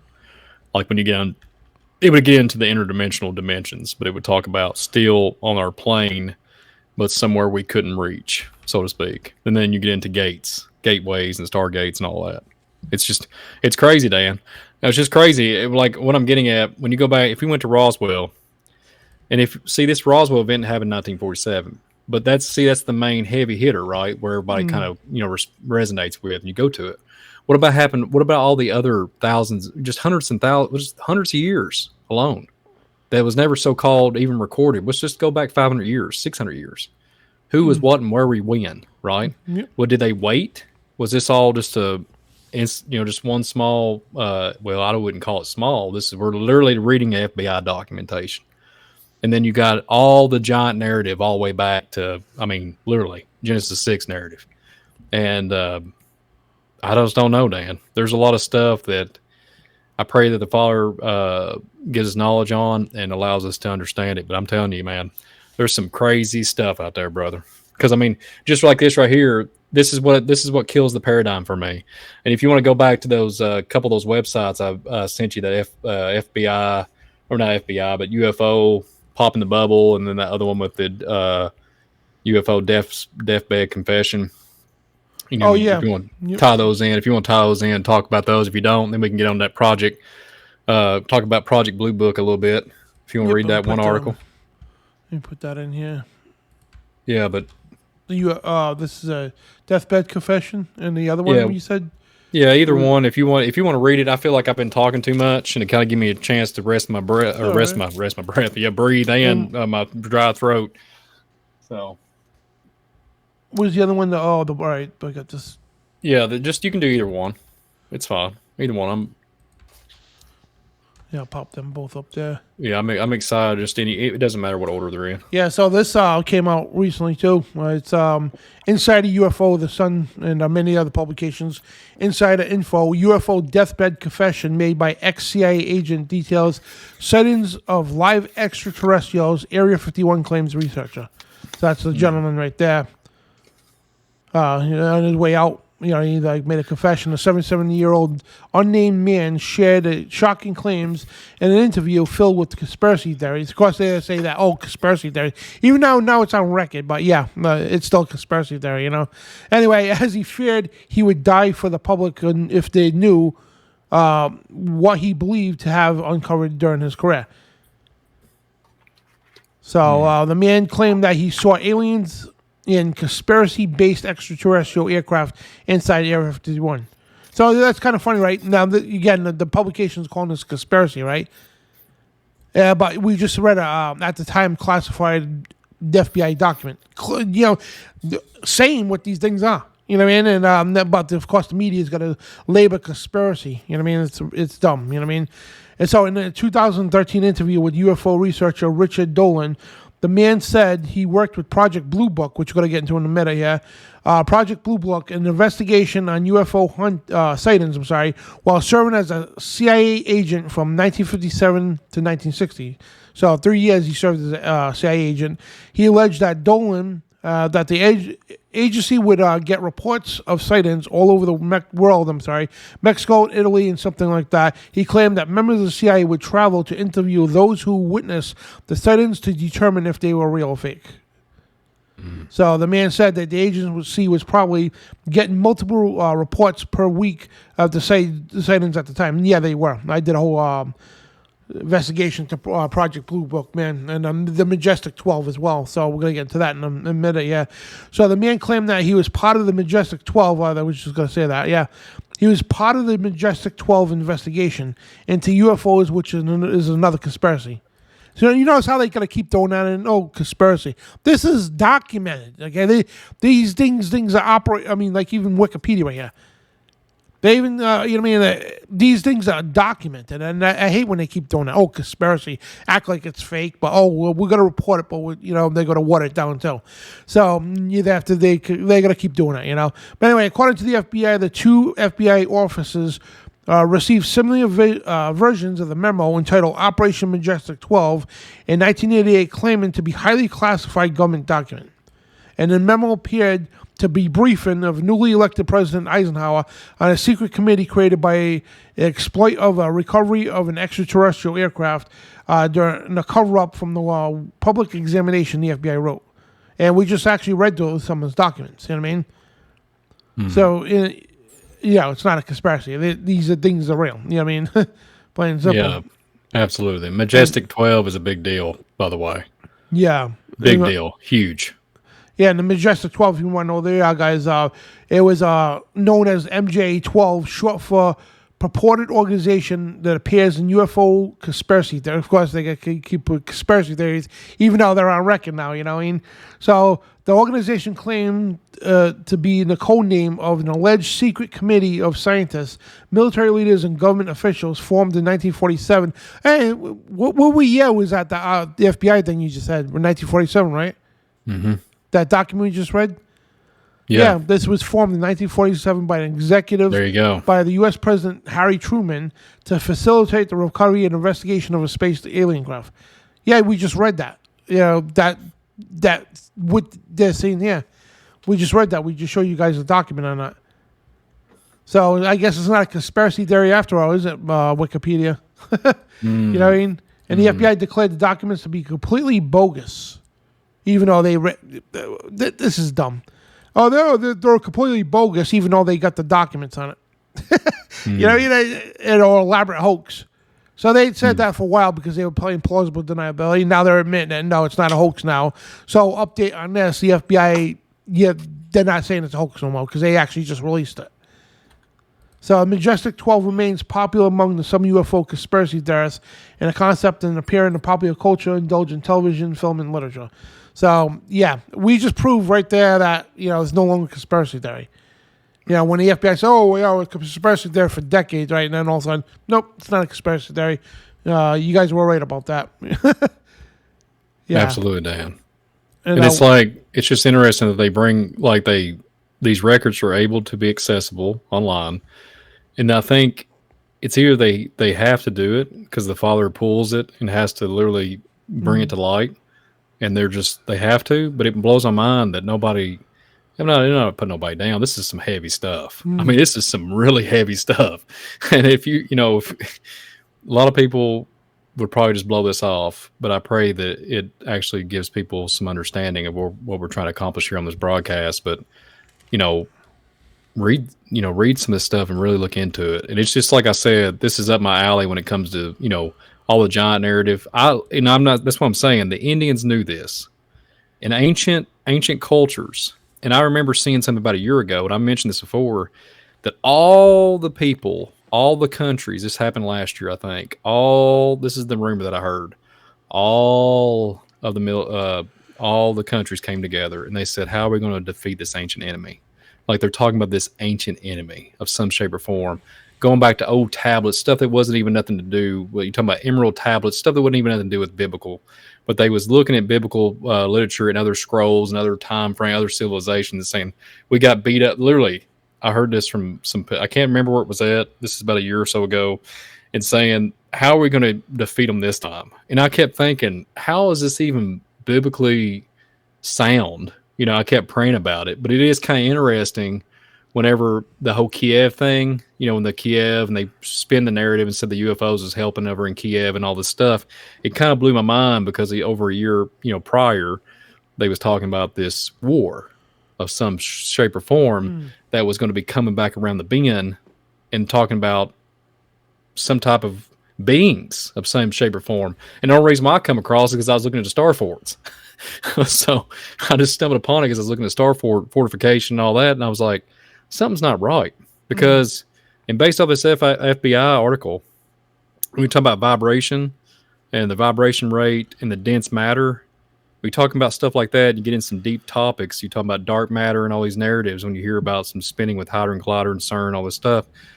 I really do think weather they have to have certain type of climate, and then they pop in and they pop out. And that's why we have storms that are seeded, and that's all I'm going to say. And there's something about that. And I'm going to talk about that on a show down the road. There's something about that, and it just resonates with me when I'm thinking about gates and portals. And then I look at, when you do scientific stuff when you was a kid in science class, you just touch dry ice and this little tiny basic chemistry and stuff, and you just mess around with stuff. And they still call it science. I remember just how things work, and I try to do it and grow it on a bigger scale now. When you're an adult, you try to replicate what you learned as a child and try to think about it on that larger scale. I don't really like to be, like suppressed, like to a certain extent. Like when I see something, I think about, could I re-engineer it some other way is what I mean. Like, can you take it differently than what I've been told and make it work? It just makes me think, because you hear just like when that article is talking about re-engineering, like some of the other article that I had, there was another PDF file. I don't even know if we have the time to read it. There's another FBI another UFO report, a PDF file I gave you. We won't have to get much into that, but it's something to do with Roswell. They re-engineered some of the UFO stuff. Not the one about the disclosed location in Kentucky, but there's like a truck ton of data there on that PDF file on the other one that we haven't even showed the show yet. But it talks about re-engineering and literally talks about the same craft that was in Roswell. So my question is, here's my question, Dan. Did they leave? Did they freely, their visitors, because it says in the article or in that document says that the visitors contemplated settling on this plane. Did they settle or did they leave? It seems like to me they set up shop. They didn't leave because I don't see anything. It doesn't say anything about them leaving. You understand? It says they come in. Their mission is peaceful. Did they successfully reach their mission? That's where I'm at. Did they literally successfully reach the mission? Mission was to have contact of some shape or form, and then expose themselves in that point. Did the visitors they contemplated settling on the plane? Why did they even mention that in that article? You know what I mean? There's something to it, Dan. I'm just saying. Anyway. It's crazy. It's funny because all the years of lying they did to try to cover these things up, now they're saying, oh, yeah, they're real now. And we weren't lying now. It's like... Yeah. Because you can't hold those people accountable no more because half of them are dead or like in an old age home or something. But another one here that Washington, the WSJ, I think, whatever it is. But yeah. I sent that one to you too. Yeah, there you go. This one's good too. Yeah. The UFO bubble goes pop and watch skies. Watch our intelligence agencies and penchant for disinformation. So yeah, call it a build-up to letdown and the latest of the required intelligence reports of Congress. And the UFO question undergoes prolonged and likely angst filled with vetting for the being delivered to the relevant committee. So, Trump was like, "Oh, I got to release the UFO documents, right?" And they didn't release them all. You know what I mean? They're not going to either. They're going to only release just enough to get your interest in it and stuff. And they're going to release it slowly as it goes along. But like the JFK files, still, notice they released half of them. They said the other half would threaten national security. No, because if the public seen the other half, they would see that the federal agencies were involved in the assassination. You know what I mean?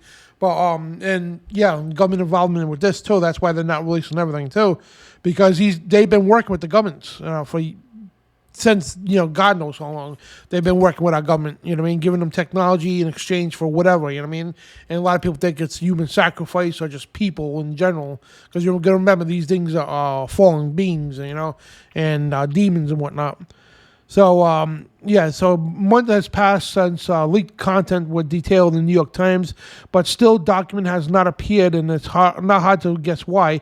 Its findings will be suppressed only to those who imbibed in previous official disinformation on so-called UAP, which is the new name for UFOs, unidentified aerial phenomenon.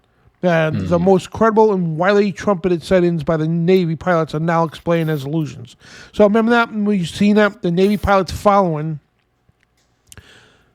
That's a picture right there. The Navy pilots, and they're saying this is an illusion. The Navy pilots, they had an illusion. Even though we see it, we've seen the videos. So it's so dumb, really is. And though the Chinese surveillance drones do operate in areas where U.S. trained flights occur, and mind you, a drone can't go fast as a fighter jet. These fighter jets were barely keeping up with these things. These are conventional drones with no unusual capabilities, and they went on uncanny speed, supernatural maneuverable objects mentioned in the previous accounts. So, you got one side trying to give the information out, the other side trying to, cover everything up.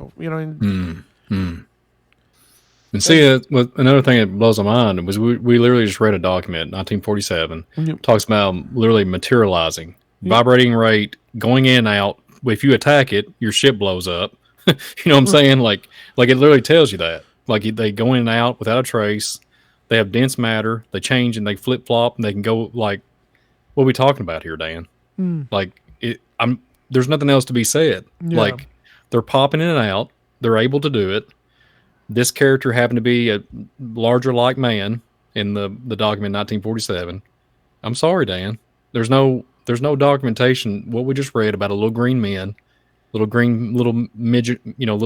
tiny men and green circle head men, green men that are.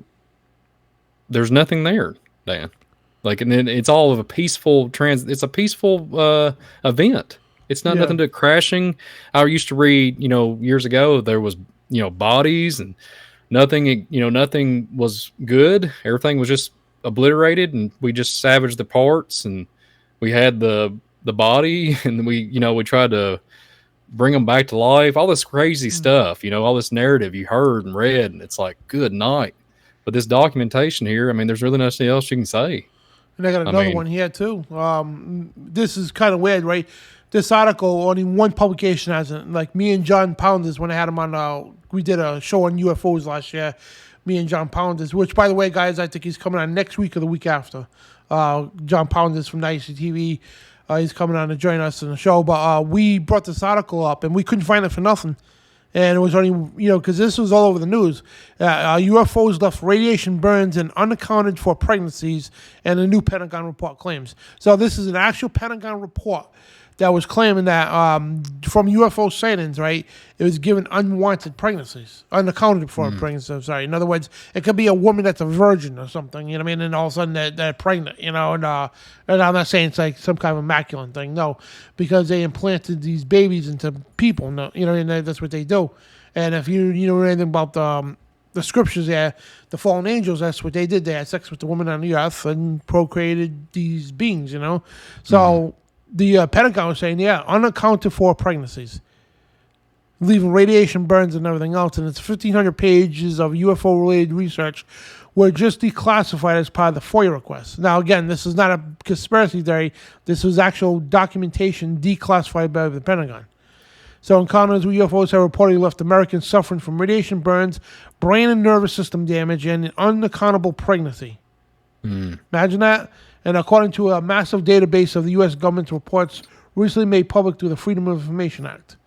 1,500 pages of document. That's crazy, man. But, the point is, like, unaccounted for pregnancies. Well, then another thing, I think in that 1,500-page report, I've been really big on this, is that same 1,500-page report talking about time travel capabilities and saying the Pentagon knew about it. I think it's 70 years. I think they knew about the Pentagon had a time travel capability mechanism of some shape or form, and that has to go along with the pregnancies of the Pentagon. I'm pretty sure it's in the 1,500 pages on the FOIA. Absolutely, Dan. It blows your mind. So here's the thing. So let's just think about it for a minute. So radiation burns, all this stuff. Just think about what we just read. I'm just going to simplify it. Just think about the FBI records that we just read. A radiant energy. Think about it. They literally was picking this up in 1947. Like, it literally says it. Yeah. It says it. It straight up says it. So there's something there. There's evidence there to be studied. And I know they know. I know they know how to work around it, obviously. My point is, there you go. And that's what I'm saying. Like, there's something else. There's more that's going on. We just can't. Yeah. It just can't process it. I mean, we could probably get into a theory, but some deep dark stuff going on, man. And if you want to bust into Project Blue Book here, I got the page up from the National Archives. Yeah, absolutely. So, Dan, you just talked about the deathbed confession, and I'll just read the general information. It's kind of interesting. What was we talking about the other night on the Twilight Zone? You remember? Didn't you mention the Twilight Zone show to me? Yeah. But that was last Friday. I think it was Trey might have said it. Or you said it. You talking about he was mentioning the Twilight Zone about Serve Man. That old Serve Man. It was like a giant, and it literally the book it was translated in a different language. Yep. And like literally Serve Man. How ironic. Yep. You remember that? You remember that video? So this is what it just reminded me. And I think it was a book. They thought it was an instruction book, but it was a cookbook. Yeah. That's creepy. So that was an old classic, the black and white Twilight Zones with Rod Sterling. Oh yeah. Yeah, there's in the episode, for people who know what it is, the episode aliens came down to the earth, right? And they said we're serving men, right? And the thing is, the whole thing, they thought they were for man, helping man out, mankind and everything else. And they had these guidebooks they could and the cover said serve man, right? Then in the book was written in the alien language, right? So they thought, all right, they had come to serve us, help us and all that. No, it was actually to serve man, to eat us. You know what I mean? It was kind of creepy, man. Yeah. It's just crazy. The guy goes like, no. He gets on a spaceship thinking, because what they do is they taking everybody on spaceships to bring them back to their planet, and to serve man and all that stuff. So the guy gets on a spaceship, and then he learns at the last minute, oh no, it's a cookbook. You know, I'm going to be their food. You know. And he's going to go to his Othario, the Othario plane. So. This blue book. So the blue book, right? It's going to get into some really deep stuff. Me and Dan's already covered the Majestic 12, and we're going to talk about it again. General information: the United States Air Force retired to custody of the National Archives records of the Project Blue book relating to the investigations of unidentified flying objects. Project Blue Book has been declassified, and the records are available for examination in research room. The project closed in 1969 and have no information on sightings after that date. I want to bring this up. Isn't it interesting? It's 1969, Dan. Just think about that for a minute and get back to me. Think about what happened in the late 60s, right? There's a lot of things that happen. So there's a gentleman.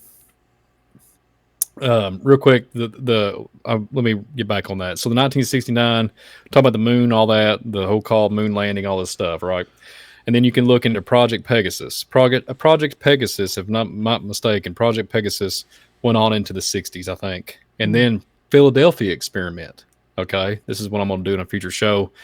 Philadelphia Experiment. It lasted until 1961. I'm pretty sure. And I'm going to there was a question in the chat. DJ, I think it was DJ G. I'm going to get to answering that because it kind of goes along with that question. And we'll go on with that question that was asked about the Navy ships and the UFOs and all that. And that I can go on that's a good question because I can really get into a good discussion over that. But anyways, project closed in 1969 and have no information on the sightings after that date. The National Archives has received numerous inquiries concerning documents identifying as MJ-12 and briefing document Operation Majestic 12, like Dan was talking about earlier. We have made intensive searches among the records in our custody of U.S. Air Force, Joint Chiefs of Staff to identify their documents. The Truman and the Eisenhower libraries have also searched their holdings for any references to copies of documents in addition to the records of the National Security Council. For the Truman and the Eisenhower administrations are the custody of the National Archives. Searches were made of indexes of the NSC policy paper and meeting minute files under the subjects of MJ-12, Majestic, unidentified flying objects, UFO, flying saucers, extraterrestrial biological entities. Now, right here, well, hang on a minute, guys. Flying saucers, extraterrestrial biological entities, and Aquarius. So we could sit right there for a while and just look. The age of Aquarius, they keep associating. I'm just letting y'all know there's some crazy stuff getting ready to crack off. So we could sit right there and talk about that forever. But these researchers, was you going to say something, Dan? I'm sorry. Oh no, Okay. These searches were all negative with the expectation of the moratorium for general twinning, and from Robert Cutler, Special Assistant to the President's subject of NCS MJ-12 Special Studies Project dated July 14, 1954. No joke, guys. July 14, 1954. I'm pretty darn sure that was the same month. If I'm not mistaken, Dan. I'll have to look it up real quick, but I think that's exactly the same month that CERN was almost in full operation. I'll have to fact check myself on that one. I'm pretty sure that that's the time frame because it was fully operational. I think they was almost done building it, and it was fully operational by 1955. The moratorium, one page, refers to the briefing of the take place on July the 16th. The moratorium does not identify MJ-12 for the purpose of the briefing. Then it talks about Project Blue Book. It talks about, here's where it gets really interesting. I'll just kind of briefly go over because I don't want to bore everybody because we could be here. I mean, we could be here till 4:00 in the morning. Give you a brief overview. It talks about talking about 3 cubic feet of records relating to the Office of Special Investigations. Special Investigations portions are arranged chronologically. Overseas Command, a cubic foot of records comprises of about 2,000 pages. Finding aids for records, including the project files. Access to Blue Book textures, records, and meaning of 94 rolls of microfilm. The National Archives microfilm reading room, and a lot of people don't know what microfilm is, but it's still around. Microfilm includes a list of contents of rolls and finding aids, photographs scattered across textual records, spin through last rolls, all that stuff. Talking about, then it gets into motion picture film and all these different things. And I'm going to bring this up real quick as I'm going to move forward. It talks about the Project Blue Book and the UFO phenomenon on this Air Force, concerning. So it talks about literally, I'll just read it. On December 17, 1967, or 1969, Secretary of the Air Force announced the termination of Project Blue Book, the Air Force program for investigation of UFOs. From 1947 into 1969, a total of 618 sightings were reported to Project Blue Book. Of these, 701 remaining unidentified, and there's probably 10,000 or thousands and thousands of pertaining. I mean, it's been off the chain here late in the last 2 years. There's been sightings. The project was headquarters of the RAF, or Wright-Patterson Air Force Base, whose personnel no longer received document investigation UFO reports. And then it goes on and on, talks about the different findings of the Project Blue Book, different things, aerial phenomenon, similarities of different things, Washington, all this stuff. But I want to get into this real quick and go down to Majestic 12 and the MJ reference. So it talks about these different documents and all this. If you scroll down, Dan, because there's a lot here to read, I'm going to skim through it. If you start going down through everything and you go to the Roswell incident at the bottom and literally look at this for a minute, let's just stay here for a minute. So this Roswell, it's the very last page of this document, the Roswell incident. The National Archives is unable to locate any documentation among the Blue Book records, which discuss the 1947 incident in Roswell, New York. Okay. On September the 8th, 1994, the Secretary of Air Force, Sheila Winnell, announced the United States Air Force has completed its study to local records relate to the 1947 incident near Roswell, New Mexico. Project UFO researchers claim the extraterrestrial spacecraft. Now, here's what cracks me up. Research claimed that extraterrestrial spacecraft and alien occupants were recovered near the Roswell in July of 1947, and the fact was kept from the public. Okay, so let me reframe, Dan. How in the world does that narrative, the recovery It says the extraterrestrial spacecraft and alien occupants were recovered near Roswell. This is the same narrative I've heard all my life. Yep. But it was a recovery mission. It was they were recovering. It's a nightmare. There's death everywhere. This is what there's bodies, there's aircraft, whatever. That's what they're saying here. At the request of Congressman Stephen Schiff, the General Accounting Office initiated an audit in February 1996 to locate all records relating to the Roswell incident and determine if the records were properly handled. They wasn't. It was a completely end result published by the headquarters U.S. Air Force in 1995, the same year my grandfather passed away. I'm just throwing it out there. I could talk about that here in a minute with my Navy, the connection. The publication is entitled The Roswell Report, Fact versus Fiction in the New Mexico Desert. This publication may be obtained from the U.S. Government Depository Library. There's the reference number. Here's what blows my mind when you get down into the bottom of it. The General Accounting Office audit involved a number of government agencies by local Air Force. To support this audit, the Air Force initiated a systematic search for the current Air Force offices, as well as numerous archives and records centered, which might help explain the incident. Air Force officials also interviewed a number of persons who have had knowledge of these events prior to these interviews. Secretary Winnell released these persons from any previous secretary obligations that they may have restrictions or statements. Here's where it gets interesting. The Air Force research did not local or develop any information on the Roswell incident. Was a UFO event, nor was there any indication of a cover-up by the government. Information obtained through exhaustive records, searching, and interviews indicating the materials recovered near Roswell was consistent with the balloon devised of the type of used in this classified project. No records indicate or hint that the recovery of alien bodies or extraterrestrial materials. All documentation related to this case now declassified and information in public domain. Documentation has turned into the office of the Air Force historian.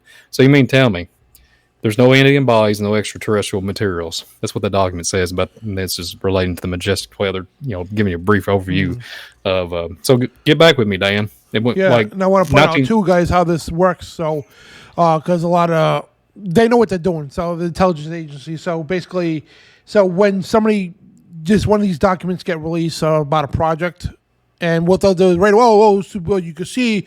The project stopped in 1969, right? The project, whatever it is, I think it ended. The project ended in 1969, right?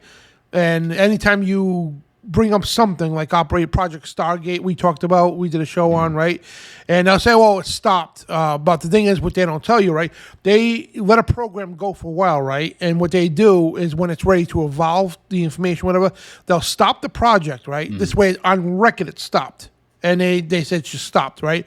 But they'll continue the same stuff to a new operation. And when the public gets onto that, it's getting to the next step, they'll stop that project and rename it something else again. And they'll keep doing it. So basically, they'll put you on a rabbit trail, basically, you know what I mean? And so, and again, they use this purposely in the media too. They'll say, well, it was they'll say, first of all, it's a conspiracy theory. They'll be like, whoa, what do you mean conspiracy theory? Because we just read a document from the FBI about Project Blue Book, right? And they're like, well, yeah, right, all right. Blue Book was legit, but it stopped. They stopped doing it. No, they continued the project to another project. And and that's how they do it. They jump all over the place, so they leave a rabbit trail. And most people are going to be like, yeah, I'm not even going to bother following that. And they don't call them intelligence agencies for nothing. They're psyops. You know what I mean? They know how psychological operations. They know how to strategically do this so the public will never catch on. You know what I mean? And this way it's called plausible deniability. Yeah, we looked into it, but we stopped it. No, you looked into it, you kept going, and then you took the research, brought it over to another project to continue off that. You know what I mean? And, the Project Stargate, they said, they use like psychics and all kinds of people who had any kind of a clairvoyance, astral projection, all that stuff. And they say, oh, we stopped it. But no, they still work to the government for this day. You know what I mean? They still use people like that to this very day. They work for the United States government, So, in our government, they deal with witchcraft, literally. They deal with witchcraft. They deal with all kinds of occultic stuff, you know what I mean? And that's what this whole thing is about, spiritual warfare, and our United States government deals with these entities, and they talk to and everything else with these entities and get information from them, get technology from them. And if people think, right, this touchscreen technology here, if you think this came from somebody's imagination or whatever, a human being, no. This stuff is definitely not of us. You know what I mean? And the thing is, this year, this is iPhone 12. They got 14 out now, whatever. But even if you got iPhone 14 right now, if you got one right now, just say we'll use that by the numbers, right? What they got, okay, they probably got an iPhone 30. I'm just saying, you're just using it for example, you know what I mean? So if you think you have the best computer, the state-of-the-art computer, the best whatever, that's old stuff compared to what they have. You're just getting the remnant, the rundown of the junk of the junk, you know what I mean? So what the United States government's got better than you ever can imagine, right? And their cell phones, right? They have government cell phones that the batteries last for weeks on end, you know what I mean? And all that stuff is a lot better technology than what we got. And what they got is a lot better technology than the government got, you know what I mean? So it gets passed down and you get better weapons and everything else. All this weaponry and everything else comes from them too, you know what I mean? And again, the fallen angels are the ones who taught man how to make weapons, you know, back in those days, you know? And so the book of Enoch talks about that, you know? So this is, nothing new under the sun. We got to say that all the time, because there's nothing new under the sun. This is what's going on, man. And again, they deny everything, and they call you conspiracy theorists. To just, what they do that for? The CIA coined that term, conspiracy theorists. They did. Because what it does is it makes you feel stupid. And that's what they know. If people keep spreading that, it makes people talk about it less. Oh, I don't want to be labeled as a conspiracy theorist. Well, too bad I am. I mean, if you want to call me conspiracy theorist and the conspiracy ain't fake, you know what I mean? Because there's criminal charges for conspiring. You know what I mean? The conspiracy is a big thing. You know what I mean? If you conspire, what does that mean? 2 or more people gather together to discuss to plan something, regardless if they do it or not, right? In other words, if Bill in the chat room, right? Bill and DJ, right, in the chat room, and Uncle Obvious, right? If you 3 people got together and say, all right, we're going to buy that 1969 Ford Mustang, right? We're going to rebuild it. You're conspiring to do something. Regardless if you guys actually do it or not, that's called conspiracy. You know what I mean? But they say, conspiracy theorists, and, and it's funny, too, how they do that, right? In their world, right, the word dairy means it's not, it could be fake or real, whatever. It's just a theory, right? But when it comes to evolution, the theory of evolution happens to be fact. But anywhere else where theory pertains, it's not real. You know what I mean? That's kind of weird, man, how they do that. But yeah, this is right there in your face, man. You know what I mean? Like Brian says, you can't make this stuff up. And just we nailed it to the wall. Yeah. I'm sorry that it's just the way it is. And then you can't make it up. You just can't make it up, like you said. And real quick, I just want to throw it out there. So he's talking about July the 14th, I think, 1954. CERN was established. And get this, no joke, Dan. 9/29. We know how that a number. I don't know if when you get into that numerology and stuff. That 29 is a big that type of year on September. Everybody's I don't know. Anyways, let's not get into it. I don't want to mess up the broadcast. But 9/29, that'd be September 29th, 1954. No joke. Same year. Can't make it up. And then not in 1955, I'm pretty sure it was up and running. So all the data. Everything that came from 1947, and then you can get into this real quick, Dan. I don't have a slide or anything, but Valiant Thor. Have you heard of the narrative of that Valiant Thor? If you look up Valiant Thor, and that's the so-called in the CIA documents, all this stuff, supposedly some man that could speak all kinds of ancient languages and do everything and say he was like not from this earth. Literally Valiant Thor. I think that's how you say it. It kind of goes along with the broadcast because they said he was an alien or whatever. But he supposedly worked with the people of the government for many years. So what I'm getting at, it's kind of interesting how the timeline really corresponds. There's a lot of before the moon so-called theory of the moon landing. There was all kinds of we got CERN built underneath the ground before even we went to the so-called moon. So let that resonate in your mind. I think all this correlates with it. I think everything we talked about in the broadcast goes a lot hand in hand. So that's just my opinion. So anyways, I got some This whole- slides I wanted to. Yeah, go ahead, Dan. Go ahead for real. So Just it's chime in. like 5 or 6 of them, whatever. But Yeah, chime in. I'm about done anyway, so chime in. Yeah, go for it. the biblical stuff. Basically, we'll talk about Revelation 16, right? And so we'll get to that in a minute. So, and yeah, they look like spirits of devils working miracles. That's what the Bible says. We're gonna get to the full context. So, for the spirits of devils working miracles, which go forth to all the kings of the earth in the whole world and gather them to the battle of the great day of God Almighty. And that's the saying, I'm an interdimensional demonic entity that all centuries of preparation for has prepared the world to accept me. But fortunately, our fake science has convinced even all the world's religions to change their view of concerning creation to fit our science, because they talk about that the evolution narrative, you know what I mean? And our science, because we've learned over the centuries, if you put enough science behind a lie, it will eventually be believed as fact. But wait till we arrive with our advanced interdimensional technology, you will actually believe we're aliens, And it goes on here, it says, well, when aliens invade the earth, just be aware that they're actually fallen angels being passed off as aliens to deceive the world by using great lying signs and wonders and accepting the New World Order and the Antichrist as the true God. That's a grand deception we're talking about tonight. This is the New Age deception, And we are transformers, shapeshifters, ancient demons, unclean spirits. The world covers up us as aliens and UFOs and ghosts and Bigfoot and Mothman and more. But we own the media, the government, and this is 100% truth. We own the media. This is them saying that, literally. We own the media, the government, and all the secret societies. We possess all your world leaders. We deceive you by proclaiming peace and love, but really come in the name of Satan, and we'll do whatever it takes to blind you from the gospel of Jesus. And if you notice, everything out there, guys, every darn thing out there, from education to this, even the fake churches out there, it is all direct mirror image of what God teaches. And this is why this is the most hated doctrine in the world. It's the most hated, I'm sorry. So everything they teach in school is a complete opposite mirror image, a complete opposite of what God teaches you. And they do that purposely. That's what they're doing. And this is Aleister Crowley, right? And this is when Aleister Crowley's life, he lived through the 1800s into the almost, I think, the mid-1900s, whatever the case. But this guy was known as a beast, right? And now when it comes to the occult, all right, he was the cream of the crop. You don't get any higher in the Illuminati or whatever the case. You don't get any higher than Aleister Crowley was. This guy was the pinnacle of evil on this planet, besides the Antichrist himself. You know what I mean? So now, mind you, right, even people in high levels of the occult, they know that these are not aliens from other planets. They're not going to tell you that, but they know that, right? They know that demonic spirits. So Aleister Crowley, right?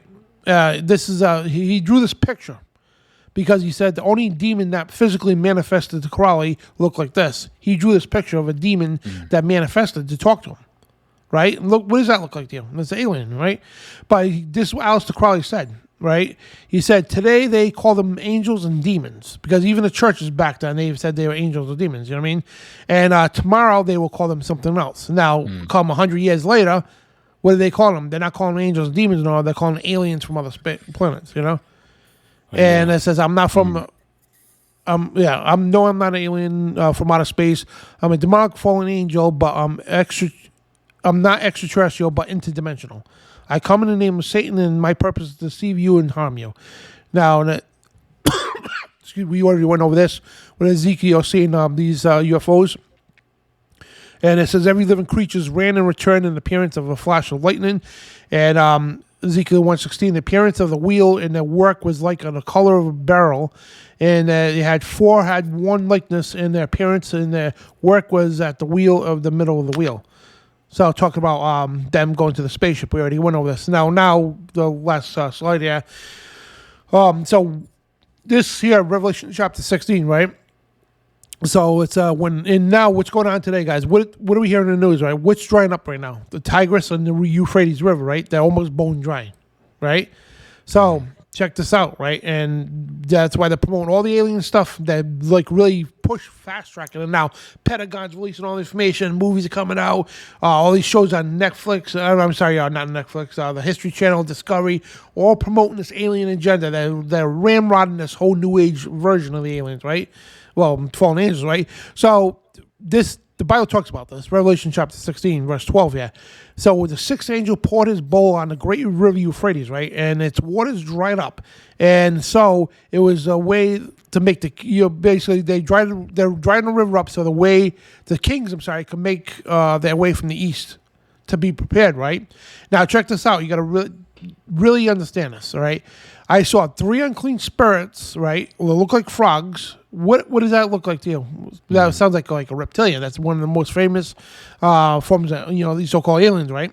And check this out, right? 3 unclean spirits, right? That look like frogs, right? Coming out of the mouth of the dragon, out of the mouth of the beast, and out of the mouth of the false prophet. What does that mean? Well, who's known in the Bible as the beast? The dragon, Satan. Who's known as the beast is the Antichrist, and who's known as the false prophet. It's the religious leader, which I truly believe it's the Pope. So basically, through the authority of them 3, they're going to reveal 3 unclean spirits to the entire world, and they already talked about this in the world, the United Nations and all that. When these things come to see us, whatever, they're going to reveal them. You know what I mean? They point at space and bass and everything, right? And it says, for they are spirits of demons performing signs which go out to the kings of the earth in the whole world, the whole entire world, okay? They're going to perform all these signs of lying miracles. That's what they are. And they're going to gather, and they're going to go to all the kings of the world to put them all together, the New World Order, one world government, to gather them to battle the great day of God Almighty, which is, in the Bible says, they gather them together in a place called Hebrew for Armageddon. You know what I mean? And so that's what these things are, guys. That's what the whole thing is. They're going to unite the world together to say I don't know if they're going to say there's a enemy alien force coming here to destroy us, referring to God, right? And they're going to try to, the fallen angels and all these demonic spirits, Satan himself, all that, they're going to be there, all right, when this happens, right? All the world's power, the tanks, the planes, the bombs, and everything else. And when God, because they know God's coming back, you know what I mean? When Jesus comes back and all that. So they're going to be prepared for that. So when he comes back, they think they're going to somehow defeat God, right? Yeah. That's not going to happen. We know what's going to happen, you know what I mean? So, but don't be deceived, you know what I mean? Because these things are going to go around the world doing things that look like miracles to you. And a lot of people are going to fall for this. And then you know what the sad part is? The sad part is you walk into a local church, right? You just ask them what their views on aliens, UFO. They're not real. The Bible has nothing to say about them. So this being said, right, most of these, I call them mainstream Christians, right? What are they going to do? They get told, number one, we're not going to be here for any of this stuff, right? The pre-tribulation rapture stuff, right? Number two, they say, well, the stuff ain't real. So what is the average Christian going to do out there? Now, put this in your head, right? You wake up tomorrow, right? Ships all over the sky. It's all over the news. The Pope's on TV with the world leaders, right? We come in contact with alien life, right? They come on TV to say we come in peace and we're gathering the whole world together for one beautiful world order, however they put it, right? So what is that person that goes to churches that have been told by the pastors that's not in the Bible has nothing to talk about, that have been deceived by these people, right? What are they going to do? They're going to take their Bible, right? And they're going to toss it. Oh, the Bible, I guess the Bible's wrong. That's what they're going to do because they don't know that. That's the importance of knowing the scriptures for yourselves, guys. That's where you have to drive home every show, that you need to know this for yourself. Don't take me and Brian's word for it. You need to know it for yourself, because if you don't know this stuff, you're going to be deceived. How many Christians out there? There's going to be billions of people that so-called believe in God are going to easily be deceived by this coming stuff. Easily. Because they're not told in the pulpits out there that this is happening. The churches should be preaching this stuff, especially now, what's going on now. The churches should be out there right now telling people, getting them prepared. Guys, listen, we are going to get invaded or visited, whatever the case. You need to get ready, because these are not what you think they are. They are demons. They're unclean spirits, like the Bible says. You need to, and the pulpit's not doing that. But know what they're going to do? Wait, hold it gets better, right? What they're going to do is when they do appear, oh, well, Pastor, I thought you said they didn't. No.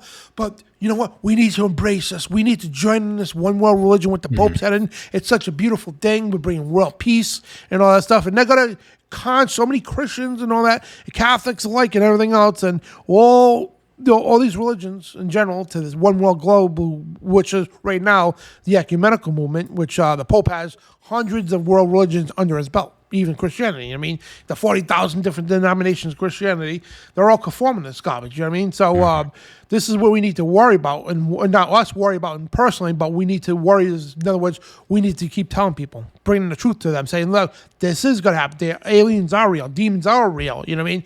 Which the aliens are unclean spirits. You need to emphasize that, because this deception is coming. It's here, actually. It's not coming. It's here, and it's getting worse. And when these things do come in, and it's going to be, again, it's going to be a culture shock. Especially the people who think none of this stuff is real. They're going to be the first ones that just break. Because imagine that you're walking down the street, your face is ice cold in the middle of winter, and a brick comes slamming you in the face. How nasty that would be. Yeah, that's exactly what the culture shock these people are going to get. That, dismiss everything. Oh, there's no aliens, UFOs, religion, garbage, and all that. It's all BS, blah, blah, blah. Yeah, those are the people who are going to get a cold brick. A brick in the face and a cold dead to winter's night. You know what I mean? So, and that's the best way I can explain that. But man, yeah, people are going to be, even Christians out there who go to church every week. You know what I mean? And go to all the things, and they think they know the Bible. The so-called Bible scholars. Yeah. What are they going to do? You know what I mean? Because again, this is not teaching in pulpits. And thank God for shows out there. You know what I mean? Us, ICTV, Cutting Edge. You know what I mean? All these shows. You know what I mean? Visual Disturbance and all that preach the stuff. Jimmy Vision and all that, because we need to get the stuff out more. You know what I mean? We need to. And you guys are watching out there. You need to tell your friends and family too that this is coming, and they don't be deceived.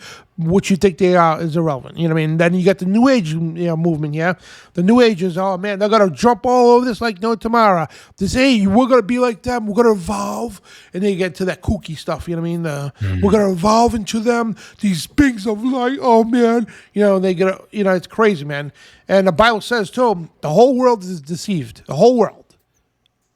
And if you think you're exempt, you know what I mean? If you don't, you are exempt if you know the scriptures. If you know this, not talking about by writing a couple of notes down in your pad at the church. That's not knowing the Bible. Reading it for yourself, okay? Studying for yourself. Don't take verses out of context. Read them in this, context fully, because the whole world is deceived by Satan. You know what I mean? Plain and simple. And for many will follow their unrestrained ways. Many will follow their unrestrained ways, and the way of the truth will be blasphemed because of them. 2 Peter 2:2, and this verse says it all. And we especially talk about highness, powers of in the air and all that. Ephesians 6:12, for we wrestle not against flesh and blood. This is literally, guys, it's not against flesh and blood, but against the principalities, against the powers against the rulers of darkness of this world, against spiritual wickednesses and high places. That's literally high places. You know what I mean? Up in the air, and like this UFOs, all this stuff, it's all coming now. You know what I mean? They're appearing everywhere out of nowhere. They're even interfering with nuclear silos. You know what I mean? We had we showed you videos, right? My buddy Darren McBreen from InfoWars, you know what I mean? He's put those videos out and had real military on to say they shut down missile silos, nuclear missile silos. Yeah, they hover over the nuclear missile silos, the military ones, and shut them completely down. Yeah, they shot rockets out of midair. You know what I mean? They launched missiles and they shot them out of midair and disabled them. You know what I mean? Right in midair. You know what I mean? And so we're at that doorstep, man. And so we need to emphasize to people, everybody out there, it's like, listen, these are coming. I don't care what you have to say. Yeah, and right now we don't have time to play games. So you need to excuse me. You need to educate your pastor. If you go to a church, whatever the case, you need to educate your pastor. And if he's not teaching us at the pulpit, guys, you need to do that. Even if after the church you get people together and say, listen, I got something to tell you.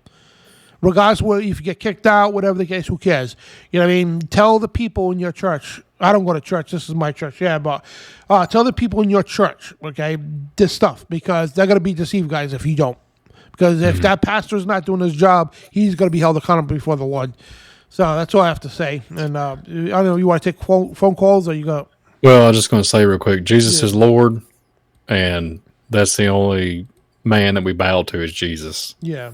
And all this other stuff. We don't marvel. We don't marvel after things that's come out of the sky. You know what I mean? Like all this. And that's why they're setting us up with this, subliminal messaging in the movies and the shows and all this stuff. I mean, time travel, everything. Like you said, Dan. Like it's it's a great deception, and that that's why we called the title of the show the UFO-Alien Occult New Age Created Deception, because it really is.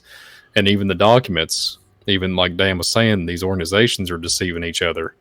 You know what I mean? Like there's data out there that's literally identifying this event, and it seems like everybody just drinks the wrong drink, so to speak, and goes the wrong way, and it's just a deception upon deception. But Jesus is the way. Let the Holy Spirit guide you, and let the Word, lead you in the instruction manual that God has given us, And real quick too, if you haven't subscribed to the channel, subscribe to the Dan Bidondi Show. And then if you don't care to subscribe to Visual Disturbance, I put the link up in the chat. I appreciate you all if y'all would subscribe and to me. I really in the description as well. Yeah, we'll be blessed to have you come over and check out our material and whatnot. Yeah, it's a blessing. I'm able to put more stuff up. I did put a show up yesterday, but I had to take it down. I had a little small issue, but I will. I've got to fix. I've almost fixed. I'll put it back up, but I'm gonna start putting more shows out on my channel because I had some technical issues. But I've got all that taken care of now, and we'll have to be pumping out more shows, more content for you guys. So it took me a while. It literally took me over a month. So, and with a lot of prayer, and had to go through a lot of redoing and rebuilding stuff. But we are back on the Visual Disturbance channel. But yeah, I'm just glad to be on here, Dan. And real quick too. Just pray about all this. Pray for me and Dan. It's it's a lot of crazy stuff on here, big stuff, a lot of data. We jam packed this show, man. This has been I've been pretty stoked about this show. I think it's been a jam packed, informative. The internet held out for us. Praise God. I want to do this real quick before we take calls. The DJ G, I think if they're still watching, it's my buddy Daniel. Oh, okay, cool. So Daniel. He was talking about Navy and UFOs, if there's a comparison. So that's a deep topic for me. I actually take it very serious. My grandfather served in the Navy back in the 50s. And when I looked in Project Philadelphia and I looked at there's 2 boats that he served on, there's a lot of, I can't get into much of it today, but there's a lot of stuff I take it very personal. I get really, there's something about it I've been praying about, setting a lot of data. And I just keep praying about it. Real emotional. There's spots that you fly over if you're in the Air Force, or certain spots in the ocean. The Navy knows about this, and the Air Force. You start to lose. People have so like. I just have the reason why you all know probably that I've named it Visual Disturbance because I had like an injury at work and it would relate to the brain. But praise God, I'm still coherent to be able to do shows and stuff and be able to at least function enough to serve God in this way. But anyways, there's this thing about white matter, and there's this thing about there's like a watch list with like people that have been hurt in the Air Force. They had brain injuries, etc. And it's not nothing to do with they had impact. It's when they were flying at certain Mach speeds and they go over certain areas. Like, so this would be related to the show, UFO phenomenon and all that. They go over certain points of entry and over water, in the air and in the water. And they start to lose, like they're not coherent. They start getting amnesia. They start forgetting who they are. And then they start even showing symptoms and of not being coherent anymore. And there's a lot of brain activity that causes, they're just issues all around. And I pray for those people. And I think it was like a 6 million on a watch list. I mean, it was blowing my mind when I found this data like a year or so ago. But it kind of goes along with the show, so I mentioned it. I'm not going to get into too much personal stuff with me, but I'm just going to, that's why I take it personal with the whole Navy narrative, with the UFO narrative. I think it has to do with gates, like gate portals and entry points. And I think when you get up to a certain altitude, we all know that they have to they have to be on oxygen.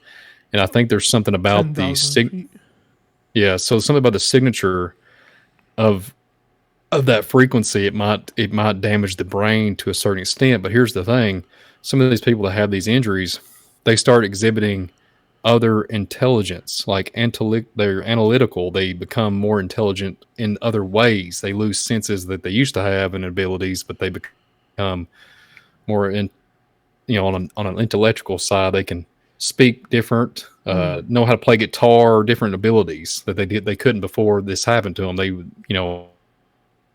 Air Force, Navy, and it just blows my mind that there's certain access points that kind of goes along with UFO portals and stuff. So getting the UFO, back to your question, Daniel, I absolutely think the UFO phenomenon in the Navy, that's why they have circuits, like the circuitry of the in and out, and they know where not to go.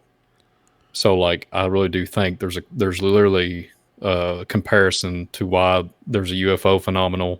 Dan could probably show up that map that we had the UFO stuff earlier. You can kind of scroll out to the Arctic and the Atlantic and all that, and you can see the red dots everywhere where they had unidentified flying sightings. But it's interesting that when you get into the Bermuda Triangle and all that, and the circuitry, when the ins and outs, it's like they're on their own circuits. They can't veer off the path, is what I'm getting at. So I kind of take it, But anyways, that's all I got to say about that. I hope that answered your question, Daniel. Yeah, man. Guys, before we open the phone line, so I just want to point out, please don't talk about elections and don't talk about medical stuff, just because YouTube. And I don't like it, but unfortunately, we have to respect YouTube's boundaries and their guidelines. So, because we are using that platform, and they should honor free speech. Yes, absolutely, but I don't want to deal with that right now, and I don't want to take the show down and have to edit it. So just don't talk about anything medical, if you know what I mean. The Koofy juice or anything like that, or the elections or whatever the case. Just try to stay on the subject, or if you got a testimony, or if you actually seen something yourself, let us know, And I'm putting the phone number in the chat room, and also the link if anybody wants to donate toward this ministry and all that, because it helps pay for equipment and everything else, and we're always needing new stuff. So, and Armando, we appreciate the donation as well. Thank you guys for just watching. You know what I mean? And the best thing you could do is pray for us. And we do got a Venmo, PayPal, and a CashApp. So we do 3 different ways to pay. The donate. So the links are in the description of the video. If you want to use a PayPal or a CashApp or a Venmo, or whatever, we got those in the description. But this new site we got, Ko-Fi, I think it's called .com. You can use like any kind of card on it or whatever. You know what I mean? You don't have to sign up for nothing. It's pretty cool, and it goes to the donation page or whatever. So I appreciate that, and it helps keeps the show on the air. You know what I mean? It really does. We're gonna go to phone calls, and it's 512-547-1776. The number will be on the screen here too. And if you don't want to call in, put your question or comment in all capital letters. If you could do that, this way it highlights your question, whatever the case. And if you call in too, just try to get to the point. You know what I mean? Because just in case of other people calling in, if somebody's on the phone, just wait. Don't keep calling in. If you call in, you get stopped, whatever. Don't keep calling in. We'll call you back, because I have a list of the caller ID there. I could call you back. This way, it doesn't interrupt the person on the phone. You know what I mean? And let them talk, then try to call in. So, phone lines are open. So, guys, bring them away. We haven't heard from Tim for a while. I think he's in the chat room here. Brother Tim. Woo! Yeah, woo! Yeah, man. It's awesome show, by the way. Killer show. Loved it. I think a lot of people got to be deceived. They're already deceived now, man. Like, just the garbage out there on the TV and everything. And the whole New Age thing, we could do a show on its own. I mean, it's crazy. Oh, thank you, Terry, for the donation as well. Terry, bless you. Yeah, and the New Age deception, man. We're gonna do a show on that soon, and we're gonna do one on the Kundalini. We got a bunch of shows coming up too. We're gonna do one on the Kundalini magic, and one on basically which John Pounds is gonna be coming on. We're gonna be talking about everything in the recent news. How I don't know if you've seen the publication. I forgot which was. I think it was at Disney. That says something Santa Claus, but they put Satan purposely.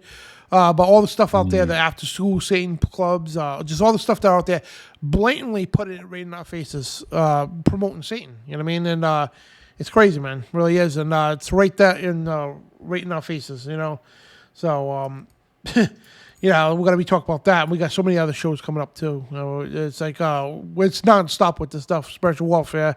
That's for sure, man. It's always something going on. Then when you do a show like on aliens here, there's going to be a boatload of information coming out. We could do 10 other shows on aliens and UFOs and not even cover everything, you know what I mean? Then with all the new information coming out, we got to keep update with that, you know? But it's amazing. It really, everything corresponds with the Bible. But 984, you're on the air. What's your name? Hey, guys. This is Chloe. Hey, what's up? Hey, shalom, shalom. Hello, Brian. Turn it Thank up, you man. I guys can't for hear. the show. It was really great tonight. I just have a quick question. Sure. I wanted to get your guys' opinion. So, based on everything that y'all were talking about tonight, there's a theory, right, that the Nephilim still physically are here, that they're hidden in a way. You know, there's a theory that the government's keeping them hidden. You know, some people believe in Antarctica. Some people believe in the North Pole. Brian, I know that your bread and butter is the archaeological stuff, so I know you know the correlation between the cave systems and the missing people. What do you guys think about the fact that they may still have always physically been here in some way, shape, Well, I or believe form? it. We talked about it last week, the Kandahar giant from Afghanistan. And I think they're still here, and I think they're on the ground, whatever the case, but or in Antarctica and remote places like that. But yeah, I truly believe that. I think, and I also think where they found the underwater people that are long and they're like 8-9 feet long, and they're aqua, they're in the aqua life, you know. So it's like there's that, and it's just like wow. So then you get into the Noah's flood, and if they was able to, you know, water, you know, all the water life, you know, the flood was all the dry land. You know, destroyed man on the dry land. So, you know, you could get into some deep stuff when you get into like the 36 tribes and giants and stuff. And there's a lot of deep topics. You get into Atlantis and all that. But getting back to the dry land stuff, I really do think the Kandahar giant narrative, I really do think that was an interdimensional that popped in 2002. I think he popped in and out of reality, and not like these tunnel systems. They use them. There's a big tunnel that moves from Argentina. I heard you can go underground into Argentina into the Antarctic just through a tunnel system. And it's big. I heard it's gigantic.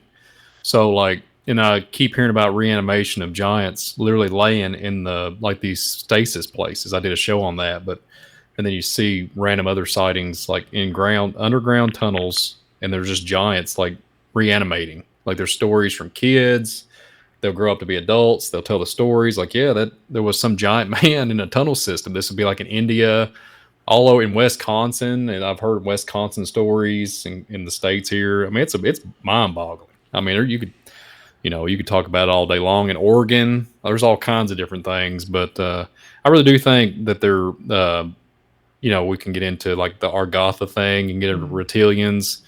I really do think there's characters that's in the, underneath the ground that we we're sitting here having broadcast. I really do think there's some type of character or giants of some shape or form, maybe not titans, but 10, 12 footers, because I have evidence based off just looking into Indian culture. So it had to have been after the flood.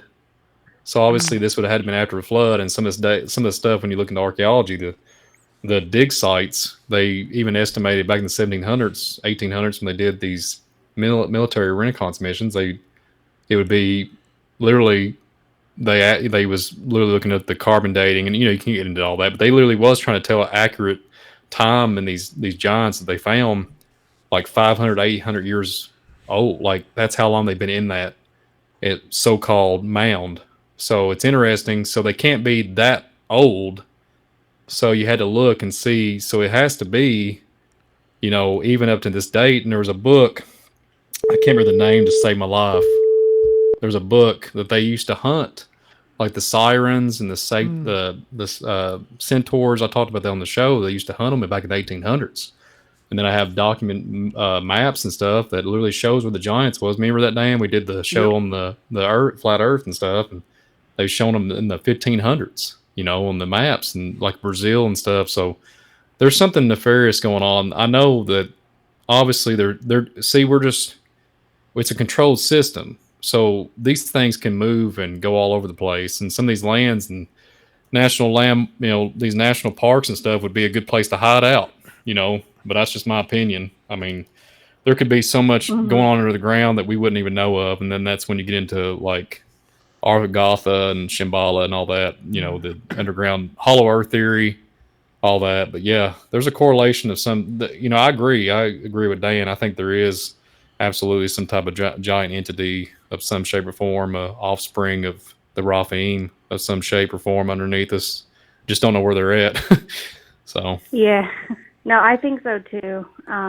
I think it's a bit more nuanced than just saying that perhaps every single UFO or alien encounter is specifically interdimensional. I think agree. It might just be both. It might be, there could be portals. It could be, they've been hidden and they're kept hidden for a reason, and then they pop up every now and then. And I know that after World War II, a lot of the technology that was stolen, from the Nazis, they used that to create levitating disc technology. There are videos of it. So who knows if it's a whole big web, the government in on it in this too. But yeah, I was just wondering what your guys' opinion on that was, and thank you. And it was a good broadcast. Thank you guys. Yeah, bless you. Yeah, thank you. Thanks for Y'all calling. have a blessed night. You too. Shalom. You too. Shabbat shalom. Shalom. Yeah, that was a good call. Well, real quick, Dan, for you call. I agree with her. Like, I think there's interdimensional, but then there's physical. Yeah. Like, I think literally gates of some shape or form, and that's why there's all military applications. But then I think some of these other ones, like we was talking about Roswell here, there's something significant. Like it's either physical and like legitly, we can get into Machu Picchu, we can get all different locations, these beacons of places. We can go to Shinar, all these different areas. We was talking about the 10 Commandments. They're trying to do all that mess, change everything.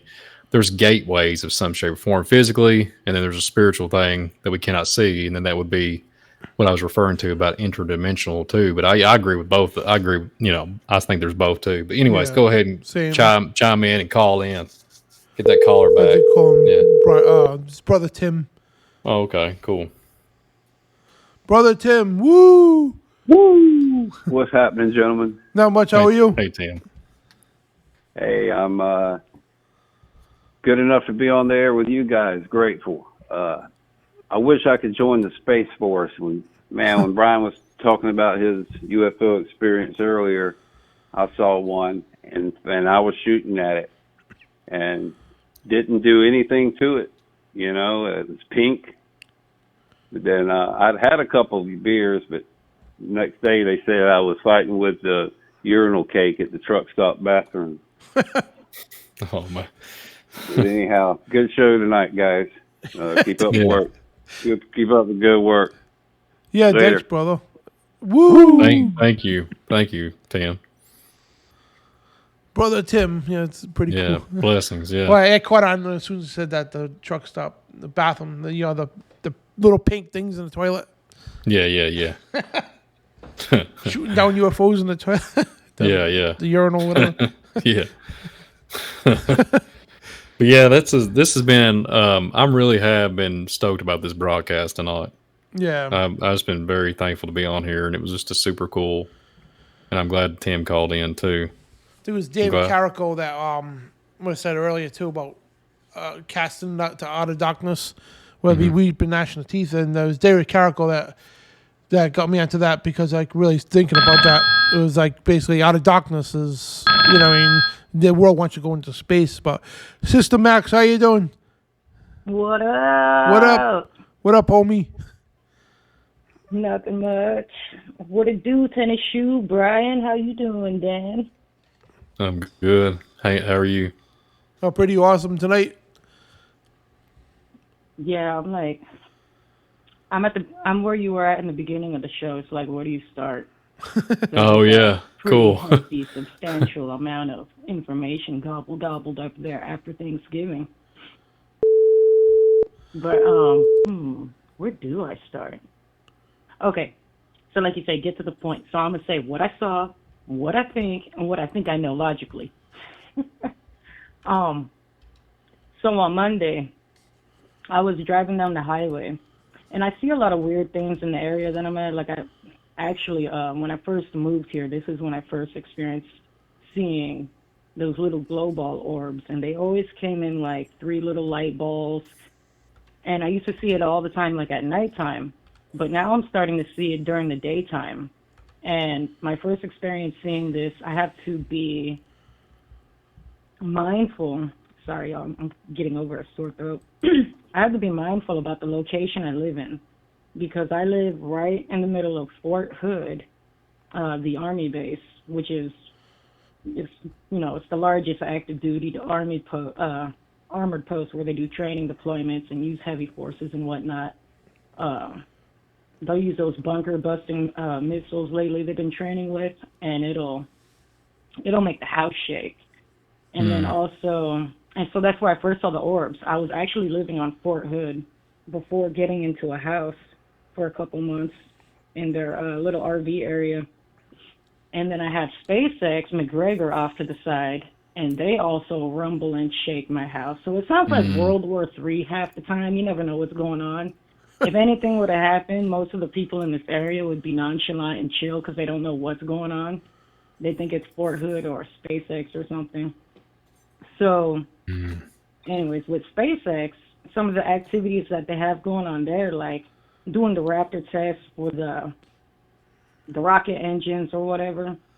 I remember one time tailgating, in my backyard, drinking a beer by the fire, and I saw a green flash of light just go across the sky. And I don't think I was drunk enough or even buzzed to be that freaked out. Like, it was just a natural human reaction. I never seen it before, so I don't know what I was thinking if getting off the tailgate and running into my truck and driving away. If it was a bomb, thinking that I could, like, get away. I don't know. It was a natural reaction. So I went and ran in my truck, and I was like, wait a minute, what the hell was that to begin with? But it wasn't until, like, 3 years later I saw the video. I did not know McGregor has live footage of their testing, like 24 hours going on.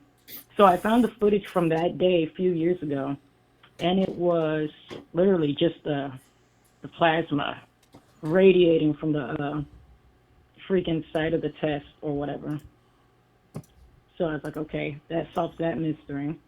So with these things in mind, I always have to, I got Fort Hood over here, SpaceX over there. So I'm driving down the highway on Monday after getting off of an appointment for my son's dental, and I see a ball in the sky. This is the third time I've seen something like this in broad daylight.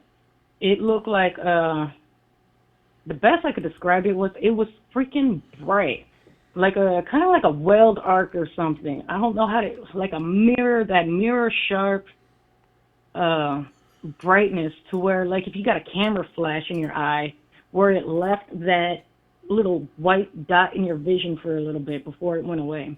Yeah. So, and it stayed in the same spot. It did not move or anything. I actually had pulled over to a grocery store to, like, sit and actually observe it until it faded into a tiny ball and disappeared. So I was like, okay, well, that was weird. That's about the third time I've seen that in that direction. I'm always on the highway when this is going on, and it is nowhere in the direction going towards Fort Hood or McGregor. I'm not going on I-35 South, and all that stuff is like to the east or west-ish. My calculations is thrown off. Anyways, so I get back on the highway, and I'm like, okay, I'm going to go home. Show's over.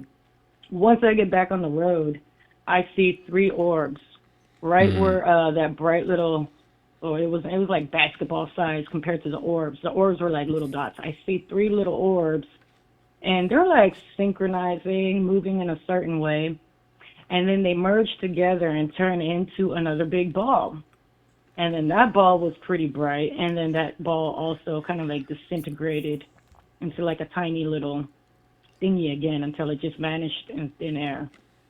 And I don't know, could it be a portal? Could it be plasma? What is plasma? Plasma is like superheated matter. Plasma is lightning, all this other stuff. But it doesn't explain the presence of the orbs. I don't know. What do y'all think? I'm not a stoner. Interesting. It's interesting. It's the last week I've seen an uptick in like what you're describing. Like I've seen a ton of people on YouTube, even talking about it on channels and everything. Like we even got footage of big orbs, and see, like I've heard people try to like just, I don't know. They do a lot of speculating. They theories and stuff that they come up with. They like, they say, I've heard everything from like there's like an orb like shield over these time. I've heard it's time travelers. I've heard all kinds of crazy theories. Okay. So, but like on the show tonight, like when we was talking about like these ships and stuff, right? If it's, like the Tic Tac, I don't know if you've seen the Tic Tac footage. It was in 2017. And then if you look at some of the footage that pops in, if you go back and look at Skinwalker Ranch, cattle mutilations, etc., I think it's gamma radiation. I think it's literally coming in so fast. It's like a cool, it starts to radiate, like literally like we read tonight, like a radiating energy over it, like a glowing. It glows because of the speed, the sonic booms, all that stuff. It radiates a light orb, like it's starting to cool down, right? It's cooling down, getting hot, cooling down, and it's moving. And I think it's literally bright. That's what I think, because it's like you go back to the Bible, Ezekiel's wheel, fiery chariots coming out of the sky. Like you think about, that's what like Ezekiel's wheel is like a gyroscope, like a gyroscope. So it reminds me of it turning into a fast, it's coming in and out. And it's because I've looked at it, they're like, when I look at cattle mutilations, it talks, I look and there's like a gamma reading. I've heard that there's people really tracking gamma, and you look at cold, dry ice, etc., and it makes me think if it's reflecting off the atmosphere, it's showing it's starting to resonate a light. I think it's what it is, because that's why you can see them such in broad daylight, right? But if you look, you can see the sun and the moon in daylight too. So it's like, is it reflecting off the sun? Maybe. But like you're saying, it can't be, because some of it probably could, but then sometimes people have seen it in dense forest, like, and it'll be shaded, but it'd be broad daylight, and you'll see like orbs. So it has to be just kind of what I'm saying. It has to be something to do with some type of radiating energy level that we can't really process. But yeah, I know what you're talking about, because I see them all the time. I ain't kidding. I see the orbs all the time flying in the sky. We get, over here where I'm at, we get clear sky, clear night skies. You can see everything. So. And, it's crazy. BP Demand in the chat room. I know you try to keep calling in, but I got your number, so I got one person ahead of you after Sister Max. So I'll call you back this way. And reminding people, if you call and you hear a ring and it just stops, just do know I got your number on the chat thing. And the caller ID, so I'll call you back. So just call in once, and if you don't get picked up right away, just be patient. We'll call you back. But I hope I answered your question, Max. I was just trying to give you the best. Literally the best of everything I know about it. This topic. It's kind of it's really hard. That's a really hard question. But like, I really do think like a light, because you see like when a car is driving down the street, and you can see like if it has like these new LED lights, it'd be blinding in the middle of the night, right? But from far off, you can still see it, and it's peripherally, like you're literally focusing in and honing in, and it's a circle. But then it starts to get closer. It starts to get in a rectangular shape. It starts to blind you. You can't see it. But from far off, it has to be. That's in the nighttime. So what you're saying, daylight, and all these things you have to take into effect. But I think it has something to do with the climate too, like temperature changes. Because I've been years ago parasailing, right? And you can go up in the sky, really high up in the air, and I went parasailing in the Cayman Islands years ago. Your face. Huh? I said, and then the water is bright in your face. I've been parasailing before. That stuff is blinding. Yeah, and it's like, but you get up there and it's really calming, and the wind, even though it'd be windy on the floor, like on the ground, but you get up in the air and it's not as windy. It's kind of blows your mind. The temperature will drop and fluctuate, and you're way up in the air parasailing, so the temperature will fluctuate. Could you imagine going up way up? Could you imagine, tens of thousands of feet, 20, 30, 40,000 feet? It would be totally different. So it has to be something to do with the cooling and then getting hot again, cooling. It has to do, I think it's gamma. I think it's gamma radiation reading. That's what I'm thinking it is. So, but anyways, yeah. Well, thank you, sister. And how's the daughter? She is going through some stages and phases, but I'll take that. I'll take that over what we used to go through. Yeah, absolutely. Well, it's great to hear from you. Yeah, I was just going to call in and I don't know, I was going to mention some other stuff, but I don't want to take too long. It made me think about how CERN was also messing around with plasma. They had this Awake program or whatever where they're doing, what do you call it? They're like mixing up these electrons or protons or whatever. Yeah. To the point where they're like literally creating energy. And it's like, why is CERN all up into that business? And then also another random thing. I know I'm hopscotching around, just trying to wrap it up. I got reminded of, I forgot where it is in the Bible, but life is in the blood. And I know these are two completely different type of plasmas. Like the plasma we're talking about is like the fourth stage of matter. Yeah. Or considered the fourth stage of matter. But the plasma in the blood is like like a liquid state. But it also transfers the energy throughout the body, like the nutrients and whatnot, your electrolytes, which is made up of like potassium, calcium, chloride, and all that. And you couldn't survive without plasma. Even plants have plasma, plasma membranes and all that. So something about plasma. Did you know they have this thing called plasmapheresis? It removes the difference between that and dialysis. They use the same machine. When I was at CNA, we used to send our patients off to go get dialysis done. It would clean toxins out of the blood and whatever. But plasmapheresis is it deals with removing harmful antibodies, and it can help recover from sepsis faster. And it's been shown to have anti-aging reversals going on. I don't know. I thought that was interesting. Random rants, my bad. Well, it's Leviticus 14:12. It is the life of all flesh, the blood. For is the life thereof. And plasma is in all living organisms, and the plasma energy or the fourth stage, it's not considered living because it doesn't have a biological living organism type thing going on.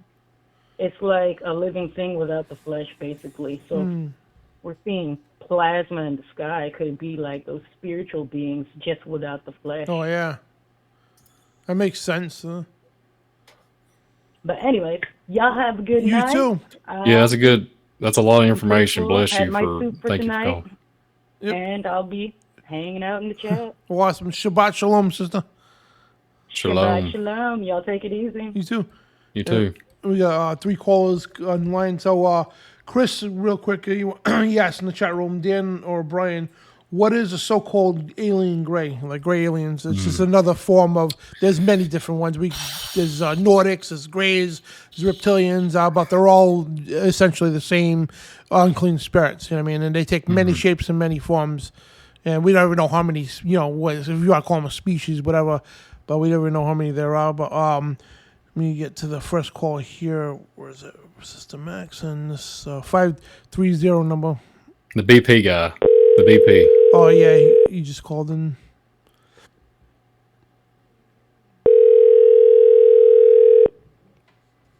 Hello? Hey, what's up? This is Dan. You're on the air. What's your name? Oh, hi. I'm actually on. Wow. We're the talk show that calls you back. Oh, thank you so much. Oh, you're welcome. I love your guys' show. Thank you. Yeah, my name is Elizabeth, and this is my first time I'm calling. Welcome. Oh, thank you. Yeah, this is very exciting. I wanted to know if you guys ever heard of the crash site in 1953 of a UFO right outside of Kingman, Arizona. I'm trying to think. I'm trying to remember. Yeah, 1953, there was like 4-footed beasts. I mean, it was like, I wasn't even born yet. But it was, it was talked about.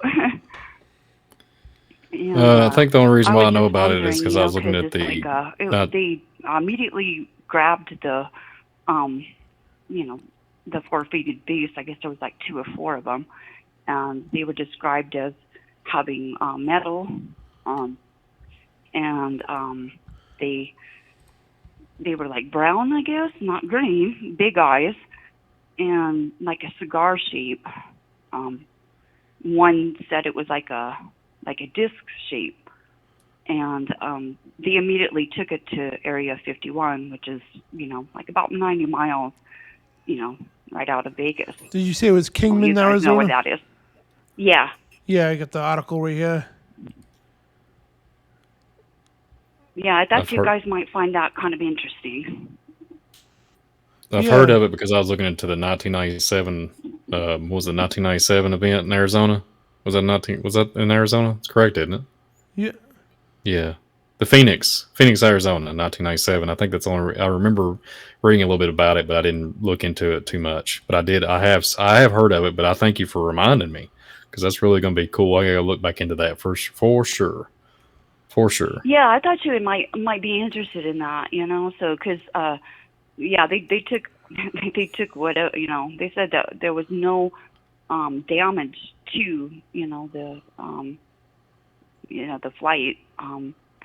But it was in May 21st is what the article said, and it was like about 8 miles outside of Kingman, and so I thought that was kind of interesting.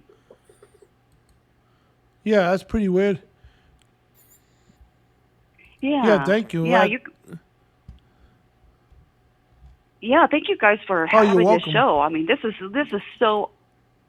I mean, I do believe that there are, people reporting a lot of things, and I know where I live in California, there has been like the really low stars that were like in the morning, very early in the morning, and very odd shape, and it's like I wasn't scared or anything, but I wasn't really wanting to stare at it either for too long. So because I don't want to be abducted or anything. But no, I would be calling upon Jesus' name, and that's pretty much. I think that's what I would be doing. But you guys, your show is really wonderful. Oh, thank you so I'm a little much. bit nervous, so I can't really talk much more. Yeah, we're glad you called. So thank Glad you you guys called so for much. sure. Yeah, God definitely bless call you again guys. next week. Okay, Shabbat Shalom, you Shabbat guys. Shalom. Yeah, shalom. You Thank guys are in my prayers. Yeah, All thank right, you. Bye-bye. Bye. Yeah. Now what's I'm glad she called. Yeah, call the BP. BP. Yeah. The BP man. So I think it's PP. Yeah, BP demand. Yeah, call in.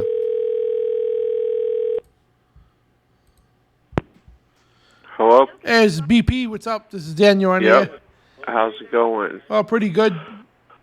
Hang on, let me pause this in the back so it's not Sure. a mutual problem here. Yeah, it's a 30-second delay. Yeah. broadcast, Hey, how's so- it going? How are you Oh, guys doing? Pretty good. Good. Hanging Just in rocking there. this Friday night.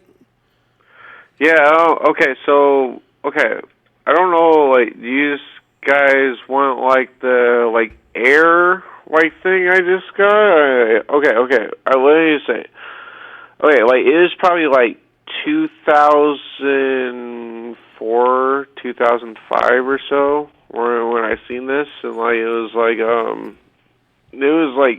after 9/11. I remember that because we were almost at war at that point, and it was weird because I seen this thing, and I live probably. I live in Fort Wayne, so and Fort Wayne was one of the big ones for it was top 20, top 10 for a list that was going to get hit if it was going to during war. Mm-hmm. So I wasn't really fearful or anything, but it was just the fact that it could be. But there was something that happened, it shot over and it started going towards downtown from where I lived at, and I thought it was a missile or something. I don't know. I thought it was just gonna hit downtown. I was like, well, I was sitting with my friend and everything. I was like, well, it was nice knowing you, buddy. You're like, well, I don't know, but then nothing happened. But it's but like, this thing like shot off like fast, and it didn't even make a sound. Like it just moved, and it was like very smooth, like with whatever it did. And then like 2 Apache helicopters following after it. Like I'd never even seen Apache helicopters. You know, I know I'm living in a city, blah blah. There might be like air calls or something, or they're training or something. But I mean, like something shooting that fast, and then 2 Apache helicopters following after it. I don't know. That's not like a coincidence or something.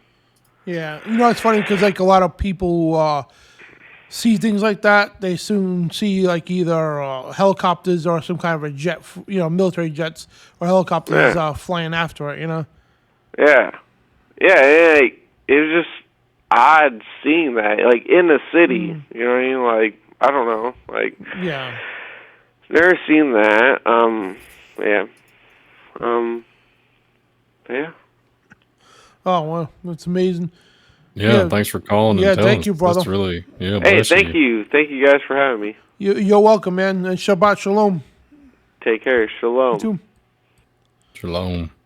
And I got one person here. 928 number. Yeah, it's a lot of the reports. Like they see military aircraft chasing them. Yeah. Hey, this is Dan. You're on the air. What's your name?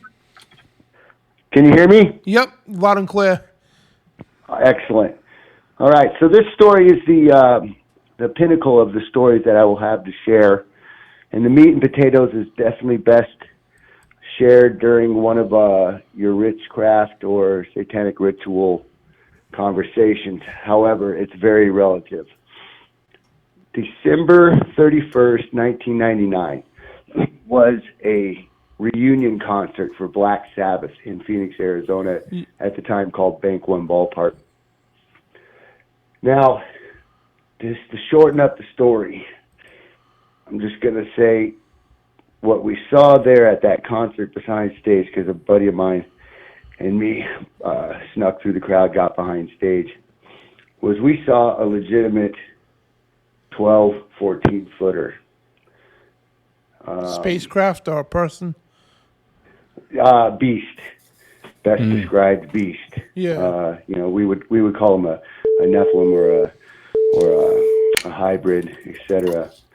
Now, it's a very hard for somebody to grasp this, but I was in a satanic occult. I was born in a coven of witches, and once you're exposed to this spiritual realm, it doesn't go away, and you see it and you see it everywhere, and you see the signs everywhere, and it just follows you. It's like once you look through the looking glass looks back, and you will be noticed.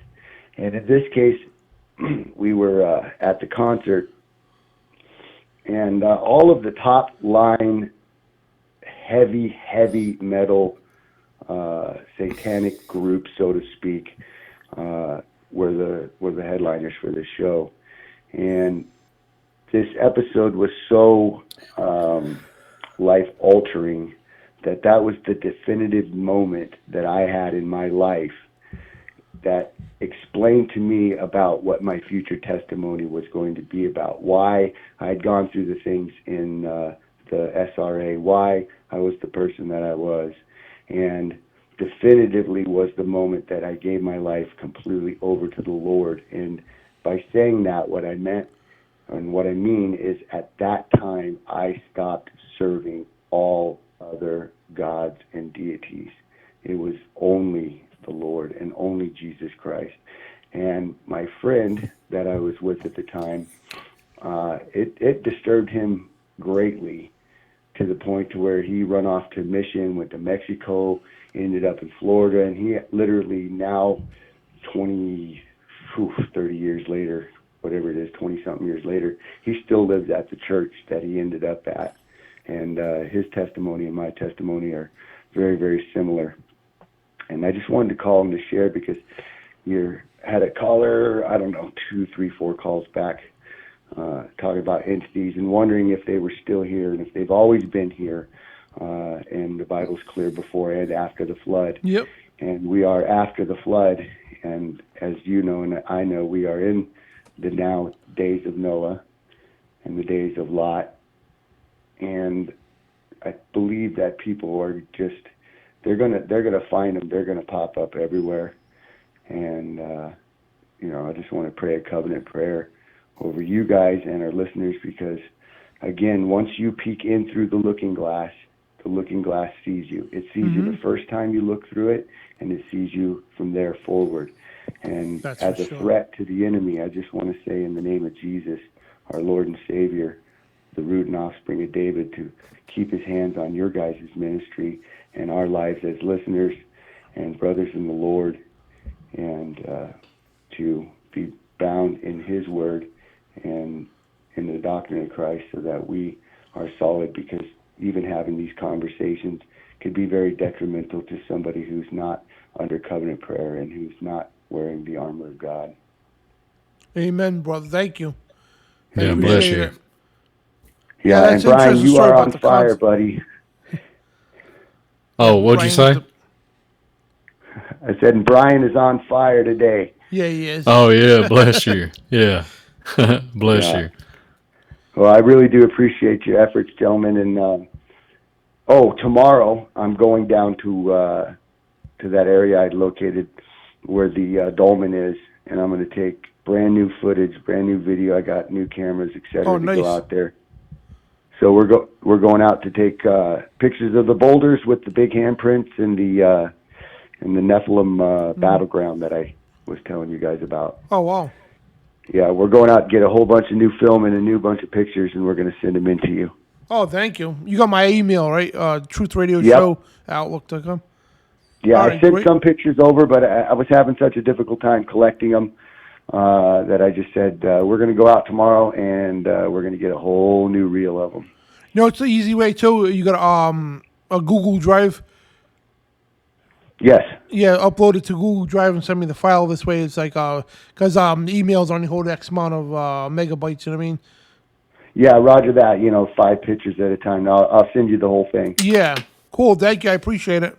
Yeah, well, that'd be awesome. We really do appreciate what you guys are doing. Thank and you. I'm going to tell you, for the first 20 years of my spiritual life, I thought I was alone. My dreams were unique. My episodes were unique. The things that I was retaining and that God was showing me, because he always showed me first, and then he would point me to the scriptures to verify that it was him speaking to me. And, That's awesome. 20 years later, we start hearing about people like L.A. Marzulli, et cetera, and I just went through the ropes, and it led me to FOJC, and I just want to let you guys that. Well, I appreciate it so much, man. I really do. Yeah, your guys' work affects a lot of people, and I hope they step up and they start becoming effective for your ministry. Amen. Amen, brother. Yeah, blessings. So, yeah, I'm Shalom. got one more caller here. So, pretty interesting calls, man. The concept. absolutely. I wouldn't doubt it, too, because you're looking at the top middle bands there, and those entities being over there, you know what I mean? And this here, you know what I mean? It's pretty interesting stuff. But, see, 804 number.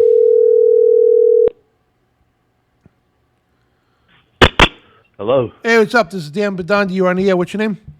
I'm Vernon, man, and how you doing, Dan? I called in on your Halloween special call-in. Oh, yeah, your phone's glitching. Oh, I'm sorry. I called in on the Halloween call. Can you hear me now? I'll disconnect. I'll call you right back. All right.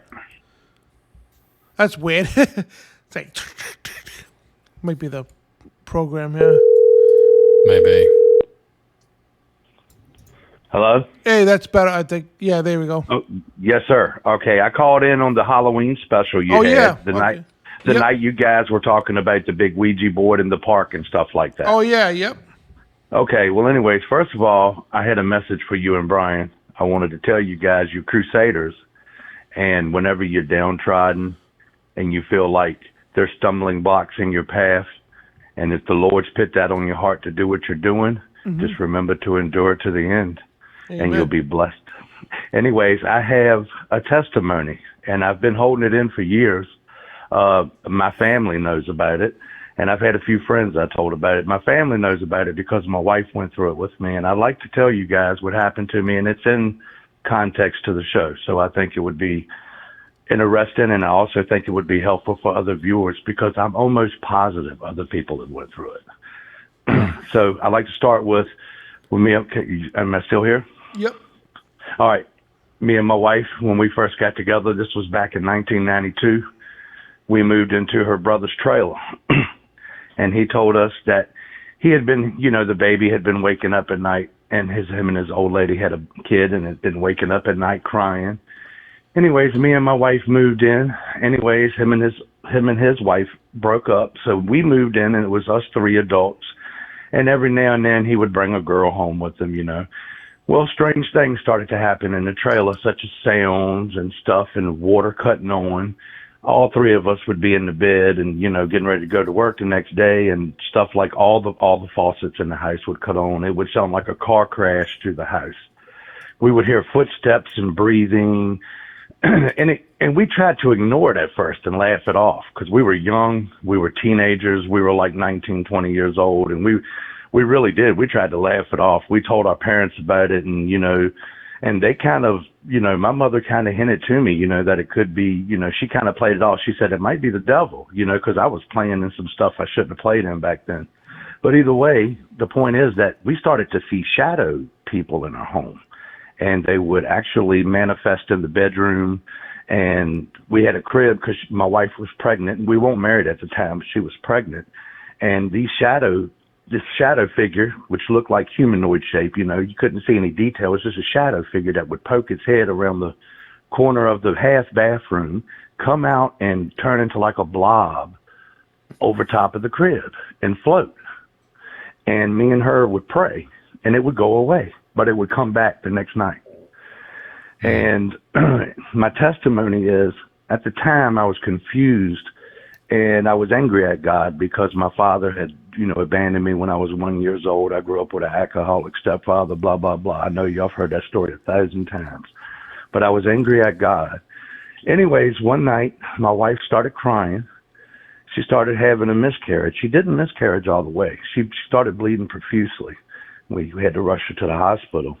And I came home, and I was all upset and, mad at God still because of what was happening to her. Brought my wife home. It happened again, the shadow figure in the room. We started to pray, and I cried out to God with all my heart. I said, God, I need you right now because I felt like we was going insane because I didn't know how to explain it. I mean, we had all 3 sat down at dinner and wondered if it was a gas leak or something, that we were breathing gas. But we were all having the same thing, hearing and seeing the same things. And I cried out to God. I said, so God, I need your help right now. I said, I feel like I'm going insane. And my wife, the baby, almost losing the baby. And I probably said a few more heartfelt things. And it was my first true cry to God. But on the very next day, a guy that I used to play in a metal band with, who we was all in the satanic metal and stuff back in the day, just like the previous caller was talking about. And this is what sparked me to call. Because a guy that I had played in the band with, who I never would have thought would have been turned, converted into believing in Christ, came by the very next day and asked me to go to church. Huh. So the Lord answered my call that night. The very next day he came by. And I hadn't seen the guy in 2 years. That's awesome. Yes, and it was real. And I swear on that, that's my true testimony. And I got saved that night. I gave my life.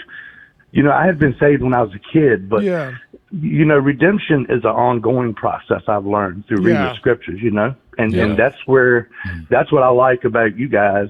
That's why I call you crusaders, is because you stick with the word. It doesn't matter what the world does. It doesn't matter about human trends and the stumbling blocks that are put before you, because you got to keep going.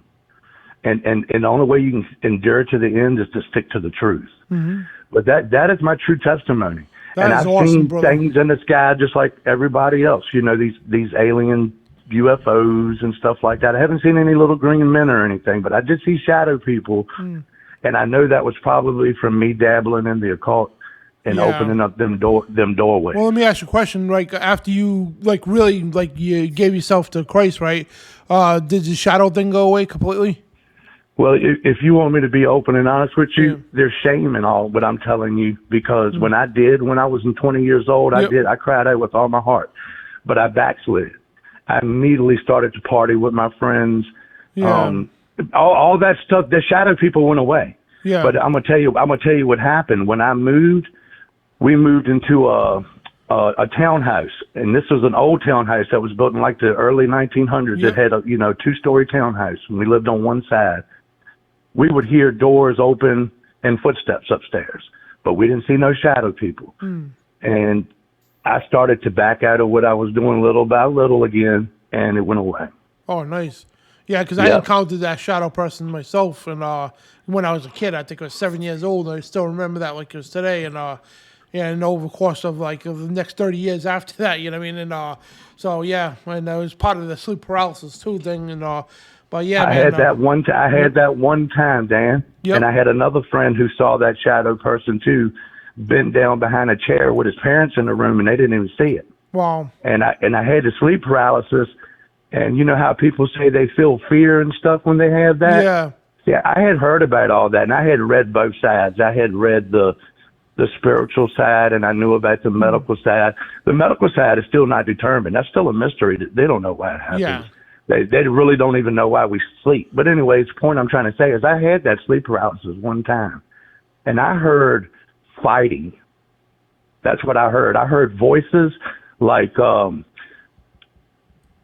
I can't recreate them, but if I could, it would be like they were in a gigantic tunnel and they were huge. Like they were like huge voices, and they were arguing back and forth and battling. It sounded like they were literally physically fighting, like a fist fight, a bar fight in my room with me. And I was laying in the bed. I couldn't move. I could move my eyes, and I could see shadows, but it was like looking through a foggy window. And I could hear those voices, and I started to pray. I thought I was dying when I had that happen. I thought maybe I was paralyzed or something. I didn't know, but I heard those voices. It sounded like a fight going on in the room.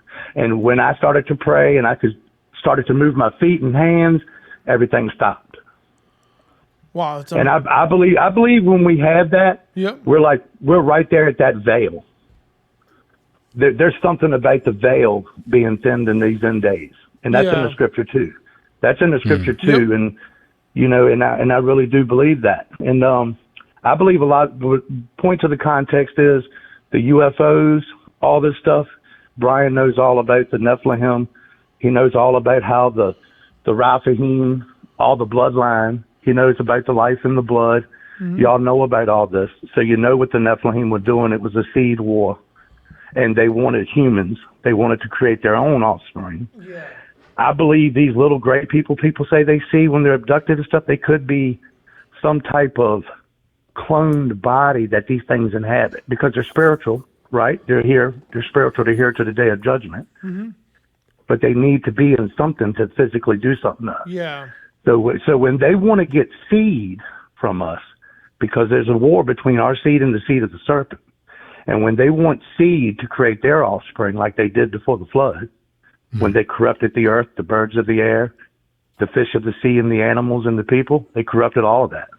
When they did that, they're doing that now probably through that. You know, I haven't experienced any abduction or anything, but I've seen UFOs.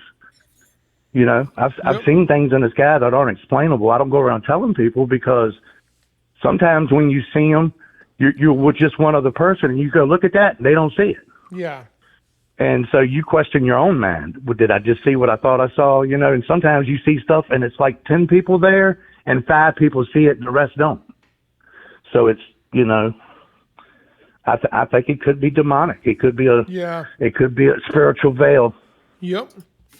But I want to leave you guys with a word from Yeshua, that I love you, and I want you guys to continue on and keep on and endure to the end. Love you too, brother, and I appreciate you calling your testimony. Yes, sir. That's the first time I ever told my testimony. Oh, wow. And me and my wife keep it to ourselves, because you know, God says not to blow your trumpet, but I think I'm doing something that might help somebody else. Yes, absolutely. That's because I got to that point to where I knew I had to reach out and I needed somebody, and it wasn't a human being that could help me.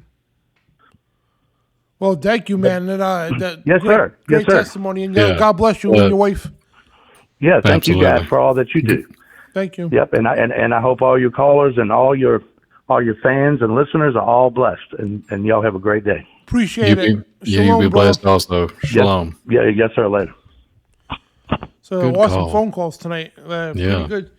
I think it's probably going to be the last of the phone calls because it's getting absolutely. late. Yeah, so 3 hours and 29 minutes. That's good. Absolutely. Yeah, super cool show. Yeah. Dan, like insane, really, because I mean we had a truck ton of data. Probably could have went on further on down the road with it, but I mean, I'd like to do another show maybe later on down the road and show actual footage off and on. You know what I mean? Like we can collaborate a bunch of data and just do a whole show of footage, like random footage. And if some people could send us some footage, that'd be really cool. We could broadcast on a show one day. Yeah. Maybe on down the road, like 6 months from the road, something like that. Summertime or something coming down, down the pike, So absolutely. Who knows what will happen by then? Yeah. Go ahead, Dave. Never know what's going to happen tomorrow. We could have a whole new show next week on the UFOs. Yeah. So, guys, we got a PayPal, Venmo, and a Cash App, and also that link in the description as well. If you want to donate towards the show, but number one is pray for us and like, share, and subscribe. That's better than money. And check out Now You See TV's Midnight Ride tomorrow night. Well, actually tonight now. Probably I don't know. I can't even do the math right now. But 11 p.m. tonight Eastern Time, 10 p.m. Central is the Midnight Ride. And if you guys want to subscribe to their paid network, which they broadcast everything for free, but mostly gets taken down from YouTube. So they got a paid subscription, which is $8 a month. I think it is at 12. And but if you go to nystv.org, you get a free subscription for 30 days. No, you don't even have to enter no credit card, no obligations or whatever. So you enter the promo code Dan the Man. It's lowercase, one word, Dan the Man. And all the stuff's in the description too. So the link, nystv.org, enter Dan the Man, you get 30 days free, no obligation. And they guarantee you're going to love it. There's thousands of videos in there, documentaries, the best in spiritual warfare. So, yeah, we thank you guys for joining us. The UFO, Alien, Occult, New Age, Great Deception. And we didn't even barely touch the New Age part of this. Like Brian said, we could be here for hours on end, man. And I enjoyed the show tonight. It's a really good show. And most of all, I enjoyed all you guys in the chat room. Thank you all so much. Great listeners out there. Valerie and Uncle Obvious, thank you guys so much for taking your time out. 3 hours and over 3.5 hours now to moderate the chat room. I appreciate you guys, and I appreciate you, Brian. Thank you so much. Yeah, God bless you, Dan. Thank you for everybody, the support, donations, everything. Just thank you for just being here. Super cool show. I'm glad to be part of it. So, and I hope everybody has a good Sabbath and a good weekend. So, absolutely. I got a little shine on my head because I had a wrestling match earlier tonight. Yeah. I got kicked in the head or something. I forgot what happened. It's part of the business, man. You go home and you don't even realize what happened. It's like, how did I get this? Or whatever, Yeah, banged up, Yeah. But yeah, super cool show. Yeah. Just, man, I mean, we could have really went. I mean, I think it was a great show. So I'm just blessed to be part of it. We could, like you said, we could have went on for hours more. Oh, yeah, real quick, I want to give a shout out on FOJC. They call it they're starting a new show up on Sunday Night Live. Oh, nice! It starts. I got to take part of it last week. I don't have a link, but I did. It's on Rumble. I got to do an Elon Musk show with a guy named Brett that I used to. Well, I've gathered with him with Bible study. He's a great man. He's a really good. He's just a humble man.